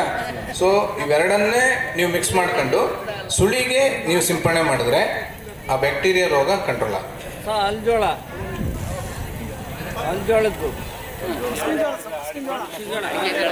ಗೋವಿನ ಜೋಳದ ನಾಳೆ ಹೇಳ್ತಾರೆ. ಒಂದು ನಿಮಿಷ ಹೇಳ್ತೀನಿ. ಬೇಡ ಅಂತ ನಾನು ಹೇಳ್ತಾ ಇದ್ದೀನಿ, ಒಂದು ನಿಮಿಷ ಆಯ್ತು ಅಣ್ಣ ಹೇಳ್ತೀನಿ. ಅವರು ಹಣ್ಣು ಹುಡ್ಕೋದ್ ಬಗ್ಗೆ ಕೇಳ್ತಾ ಇದ್ದಾರೆ. ಅಡಿಕೆನಲ್ಲಿ ಕಾಯಿ ಒಡಕ ಆಗುತ್ತಲ್ಲ ಅದಕ್ಕೆ ಹೇಳ್ತಾರೆ. ಕಾಯಿ ಒಡಕ ಆಗೋಕ್ಕೆ ಮೂಲ ಕಾರಣ ಏನಪ್ಪ ಅಂತಂದರೆ ನ್ಯೂಟ್ರಿಯನ್ ಡಿಫಿಷಿಯನ್ಸಿ, ಅದರಲ್ಲೂ ಬೋರಾನ್ ಕೊರತೆ ಆದಾಗ ಹಂಗಾಗುತ್ತೆ. ನಮ್ಮ ರೈತರು ಮೈಕ್ರೋ ನ್ಯೂಟ್ರಿಯೆಂಟ್ ಸಪ್ಲೈ ಮಾಡೋಲ್ಲ. ನೀವು ಕೇಳಿ, ನಿಮ್ಗೊಂದು 4 ಗೊಬ್ಬರದ ಹೆಸರು ಹೇಳ್ರಿ ಅಂದರೆ DAP, ಯೂರಿಯಾ 10-26, 15-15, 17-17, 19-19, 14-21 ಮುಗೀತು. ಮುಂದಕ್ಕಿಲ್ಲ, ಮುಂದಕ್ಕೆ ಯಾವಿಲ್ಲ. 20-20, 0-13 ಅಲ್ಲಿ ಮುಗೀತು. ಮುಂದಕ್ಕೆ ಏನು ಹೇಳಲ್ಲ ನೀವು ಹೇಳಿದ್ದು ಯಾವ ಗೊಬ್ಬರ? ಬರೀ NPK ಅಷ್ಟೇ. ನಮಗೆ ಬೇಕಾಗಿರೋದು ಎಷ್ಟು? 16. ಗಿಡಕ್ಕೆ 16 ಗೊಬ್ಬರ ಬೇಕು, ಅಡಿಕೆ ಗಿಡಕ್ಕೂ 16 ಬೇಕು, ಆಯಿತಾ? ಹಂಗಾಗಿ ನಾವು ಬರೀ 3 ಹಾಕ್ತೀವಿ. ಇನ್ನು ಉಳಿದವಲ್ಲ, calcium, magnesium, sulphur, zinc, boron, iron, magnesium, copper, molybdenum ಇವ್ಯಾವೂ ಹಾಕೋದಿಲ್ಲ. ಅದಕ್ಕೆ ಏನು ಮಾಡಿ, ಸ್ಪ್ಲಿಟ್ ಮಾಡಿ ಕೊಡಿ. ಅದು ಹಣ್ಣೊಡಕ ಆಗ್ತಕ್ಕಂಥದ್ದು ಫಾಸ್ಫರಸ್ ಜಾಸ್ತಿ ಆದಾಗ, ಬೋರಾನ್ ಕೊರತೆ ಆದಾಗ, ಪೊಟ್ಯಾಷ್ ಕೊರತೆ ಆದಾಗ ಬರುತ್ತೆ. ಅದಕ್ಕೆ ಮಾಹಿತಿ ಏನಪ್ಪ ಅಂತಂದರೆ, ಪೊಟ್ಯಾಷನ್ನು ಸ್ವಲ್ಪ ಒಂದು 50 ಗ್ರಾಮ್ ಜಾಸ್ತಿ ಕೊಡಿ. ಬೋರಾನನ್ನು ಸಪ್ರೇಟಾಗಿ ಕೊಡಬೇಡಿ, ಸಿಂಗಲ್ಲಾಗಿ ಕೊಡಬೇಡಿ. ಸಿಂಗಲ್ಲಾಗಿ ಕೊಟ್ಟರೆ ಹಾಕಲ್ಲ ರೈತ. ನಾನು ಭಾಳ ನೋಡಿದ್ದೀನಿ, ಭಾಳ ನಿಮ್ಮಂಥ ಲಕ್ಷಾಂತರ ಜನದ ಹತ್ರ ಮಾತಾಡಿದ್ದೀನಿ ನಾನು. ನಿಮ್ಮ ಅನುಭವನೇ ನಾನು ನಿಂತ್ಕೊಂಡು ಹೇಳ್ತಿರೋದು ಅಷ್ಟೇ. ನಾನೇನು ಓದಿದ್ರಾಗ ಏನೂ ಇಲ್ಲ, ಆಯಿತಾ? ನೀವೇನು ಮಾಡ್ತೀರಾ, ಇಲಾಖೆಯಲ್ಲಿ ಏನಾದರೂ ಫ್ರೀ ಕೊಟ್ಟರೆ ಮಾತ್ರ ಹಾಕ್ತೀರಿ. ಯಾವುದು? Zinc, boron. ಅದು ಬಿಟ್ಟು ನೀವು ಏನಾದ್ರು ಅಂಗಡಿ ಸಿಗುತ್ತೆ ಹಾಕ್ರಿ ಅಂತಂದರೆ ಈ ಮುನ್ಸಲಿ ನೋಡೋಣಂತೆ ಈ ಸಲಿಗೆ ಬಿಟ್ಟು ಬರ್ಕೊಡು ಅಂತ ನನಗಿದು ಅನುಭವ ಐತಿ. ಅದಕ್ಕೆ ಸರ್ ಈಗ ರೇಟ್ ಜಾಸ್ತಿ ಅಂತ ಉಪ್ಪಿನಕಾಯಿ ತಿನ್ನೋದು ಬಿಡಲ್ಲ, ಉಪ್ಪಿನಕಾಯಿ ತಗೊಂಡೇ ಹಾಕಂತಾರೆ. ಹಂಗೆ ನಮ್ಮ ಗಿಡಗಳಿಗೆ ಉಪ್ಪಿನಕಾಯಿ ಥರ ಈ ಲಘು ಪೋಷಕಾಂಶ ಬೇಕೇ ಬೇಕು. ಅದಕ್ಕೆ ಏನು ಮಾಡಬೇಕು, ಎಲ್ಲ ನ್ಯೂಟ್ರಿಯೆಂಟ್ ಮಿಕ್ಸ್ ಇರೋದು ಮಾರ್ಕೆಟಲ್ಲಿ ಭಾಳ ಇದ್ದಾವೆ. AMN ಮಿಕ್ಸ್ ಅಂತ ಇದೆ, all micro nutrient mix, battle mix ಅಂತ ಇದೆ, ಆಯಿತಾ. ಸಂಪೂರ್ಣ ಅಂತೇಳಿ ಕೃಷಿ ಇಲಾಖೆನಲ್ಲೇ ಸಿಗುತ್ತೆ. ಸೊ ಈ ಗೊಬ್ಬರವನ್ನು 100 ಗ್ರಾಮ್ಸ್ ಕೊಡಿ ಒಂದು ಗಿಡಕ್ಕೆ. 1 ಸೀಸನ್ ಕೊಡಿ ಸಾಕು, 2 ಸೀಸನ್ ಕೊಡೋದು ಬೇಕಾಗಿಲ್ಲ. ಐದರ್ ಮುಂಗಾರಲ್ಲಿ ಕೊಡಿ ಅಥವಾ ಹಿಂಗಾರಲ್ಲಿ ಕೊಡಿ. ನೀವು ಅದರಲ್ಲೂ ಮತ್ತೆ ನಾನು ಕ್ವಶನ್ ಕೇಳಿದ್ರೆ ಬೆಟರ್ ಯಾವುದು ಅಂದರೆ ಹಿಂಗಾರಲ್ಲಿ ಕೊಡಿ. ಹೇಳಿದ್ನಲ್ಲ ನಾನು ಏನು ಹೇಳ್ತಾ ಇದ್ದೀನಿ ನಿಮಗೆ, ಬರೀ ಅವೆರಡು ಆದ್ರೆ ಆಗಲ್ಲ. ಲಘು ಪೋಷಕಾಂಶ ಅಂದರೆ 8 ಅದಾವೆ, ಆ 8 ಬೇಕು. ನಮ್ಮಲ್ಲಿ 8 ಹಾಕೋದಿಲ್ಲ ಕೊಂಡ್ಕೊಂಡು. ಇಲ್ಲ ನನ್ನ ಇದಕ್ಕೆ ಬರ್ತೀರಿ ಅನ್ನೋದಾದರೆ ಲಘು ಪೋಷಕಾಂಶ ಸ್ಪ್ರೇ ಮಾಡಿ, ಎಲೆ ಮೇಲೆ ಸಿಂಪಡಣೆ ಮಾಡಿ, ಆಯ್ತಾ. ಸೊ ಲಘು ಪೋಷಕಾಂಶ ಮಿಶ್ರಣ 100 ಗ್ರಾಮ್ 1 ಲೀಟರ್ ನೀರಿಗೆ 100 ಗ್ರಾಮ್ ಒಂದು ಗಿಡಕ್ಕೆ ಹಾಕಿದರೆ ಅದು ಹಣ್ಣು ಹೊಡಕ ನಿಮಗೆ ಕಡಿಮೆ. ಓಕೆ ಸರ್, ಇನ್ನೊಂದು ಕೇಳಿ ಸರ್, ನಾವು ಪಾವಡ ತಾಲೂಕು ಏನ್ಬೆಟ್ಟ ಗ್ರಾಮದಿಂದ ಬಂದಿದ್ದೀವಿ. ಈ ಎಲೆ ಬಳ್ಳಿ ಇದೆಯಲ್ಲ ಸರ್, ಅದಕ್ಕೆ ಕರ್ಜಾಲ ಅಂತ ಬರುತ್ತೆ. ಅದಕ್ಕೆ ಏನಾದರೂ ನಿರ್ವಹಣೆ ಇದೆ ಸರ್? ನೀವು ಅದನ್ನ ನಿಮ್ಮ ಆಡು ಭಾಷೆಯಲ್ಲಿ ಹೇಳಿದ್ರಿ, ನನಗೆ ಅರ್ಥ ಹಂಗೆ ಹೇಳಿ. ಗರ್ಜಾಲ ಅಂದರೆ ಕರಿಜಾಲ ಅಂತ ಬರುತ್ತೆ. ಸಿಂಪ್ಟಮ್ಸ್ ಹೇಳಿ, ಹೆಂಗಿರುತ್ತೆ ಅದು ಏನ್ ಸರ್, ಅದು ಬಳ್ಳಿ ಇರುತ್ತಲ್ಲ ಸರ್, ಅದು ಸೆಂಟ್ರಲ್ಲಿ ಕರ್ರಗಿರುತ್ತೆ, ಅದು ಕೆಳಗೆಲ್ಲ ಸ್ಟೆಮ್ ಕಿತ್ಕೊಳ್ಳುತ್ತೆ, ಅಂದ್ರೆ ಅಲ್ಲಿ ಗಟ್ಟಾಗಿ ಬೀಳುತ್ತೆ. ಸರಿ, ಗೊತ್ತಾಯ್ತು ಬಿಡಿ. ಅದು ಏನಪ್ಪ ಅಂತಂದರೆ ಡೈಬ್ಯಾಕ್ ಸಿಂಪ್ಟಮು ಪ್ಲಸ್ ಅದರಲ್ಲಿ ವಿಲ್ಟ್ ಸಿಂಪ್ಟಮ್ ಅಂತ ಹೇಳ್ತೀವಿ. ಅಂದರೆ ಸೊರಗು ರೋಗದ ಜೊತೆಗೆ ಅದು ಡೈಬ್ಯಾಕ್ ಅಂತ ಹೇಳ್ತೀವಿ. ಅದು ಏನಕ್ಕೆ ಜಾಸ್ತಿ ಆಗುತ್ತೆ ಅಂದರೆ ಮಾಯಿಶ್ಚರು ಸ್ವಲ್ಪ ವ್ಯತ್ಯಾಸ ಆದಾಗ ಮತ್ತು ಸಾಯಿಲಲ್ಲಿ ಇನ್ಫೆಕ್ಷನ್ ಇದ್ದಾಗ ಆಗುತ್ತೆ. ಅದಕ್ಕೆ ಏನು ಮಾಡ್ಬೇಕು, ನೀವು ಎಲೆ ಬಳ್ಳಿ ಹಾಕಿರೋರು ಅಥವಾ ಈಗ ಕಾಳುಮೆಣಸು ಹಾಕಿರೋಂಥ ರೈತರಾಗಿದ್ದರೆ ನೀವು ವರ್ಷಕ್ಕೆ 2 ಬಾರಿ ಟ್ರೈಕೋಡರ್ಮಾ ಯೂಸ್ ಮಾಡಬೇಕು. ಟ್ರೈಕೋಡರ್ಮಾ ಪೌಡ್ರ್ ಸಿಗುತ್ತೆ ನಿಮಗೆ ಕೃಷಿ ಇಲಾಖೆಯಲ್ಲಿ ಅಥವಾ ಹೊರಗಡೆ ಸಿಗುತ್ತೆ. ಆ ಟ್ರೈಕೋಡರ್ಮಾ ಪೌಡ್ರು ಅಥವಾ ಸೂಡೋಮೋನಾಸ್ ಪೌಡ್ರ್ ಇದೆಯಲ್ಲ, ಅದನ್ನು ಸಾವಯವ ಗೊಬ್ಬರ ಜೊತೆ ಮಿಕ್ಸ್ ಮಾಡಿ ವರ್ಷಕ್ಕೆ 2 ಸಾರಿ ಕೊಡಿ. ಸರ್, ನನಗೆ ಮಿಕ್ಸ್ ಮಾಡಿ ಹಾಕೋಕ್ಕಾಗಲ್ಲ ಅಂತಂದರೆ ಲಿಕ್ವಿಡ್ ಸಿಗುತ್ತೆ. ಆ ಲಿಕ್ವಿಡನ್ನು 10 ml 1 ಲೀಟ್ರ್ ನೀರಿಗೆ ಹಾಕೊಂಡು ನೀರು ಬಿಡ್ತಿರಲ್ಲ, ನೀರು ಜೊತೆಗೆ ಅದನ್ನು ಬಿಡಿ, ಏನು ತೊಂದರೆ ಇಲ್ಲ. ಅದು ಒಂದು ಮಾಡ್ಬೋದು. ಅದು ಬೇಡ ಅಂತಂದರೆ ಈಗ ಇನ್ನೂ ಒಂದು ಹೊಸ ತಂತ್ರಜ್ಞಾನ ಬಂದಿದೆ. ದಾಳಿಂಬೆ ಬೆಳೆಗಾರರಿಗೆ ಮತ್ತು ಇದಕ್ಕೆ ರಾಮಬಾಣ ಇದು. ದಾಳಿಂಬೆಯಲ್ಲಿ ಸೊರಗು ರೋಗ, ಈ ವೀಳ್ಯದೆಲೆಯಲ್ಲಿ ಸೊರಗು ರೋಗ, ಕಾಳುಮೆಣಸಲ್ಲಿ ಸೊರಗು ರೋಗಕ್ಕೆ AMC ಅಂತೇಳಿ ಒಂದು ಲಿಕ್ವಿಡ್ ಬಂದಿದೆ. ಅರ್ಕಾ ಮೈಕ್ರೋಬಿಯಲ್ ಕನ್ಸಾರ್ಷಿಯಂ ಅಂತೇಳಿ ಭಾರತೀಯ ತೋಟಗಾರಿಕಾ ಸಂಶೋಧನಾ ಸಂಸ್ಥೆ ಅಭಿವೃದ್ಧಿಪಡಿಸಿರೋದು.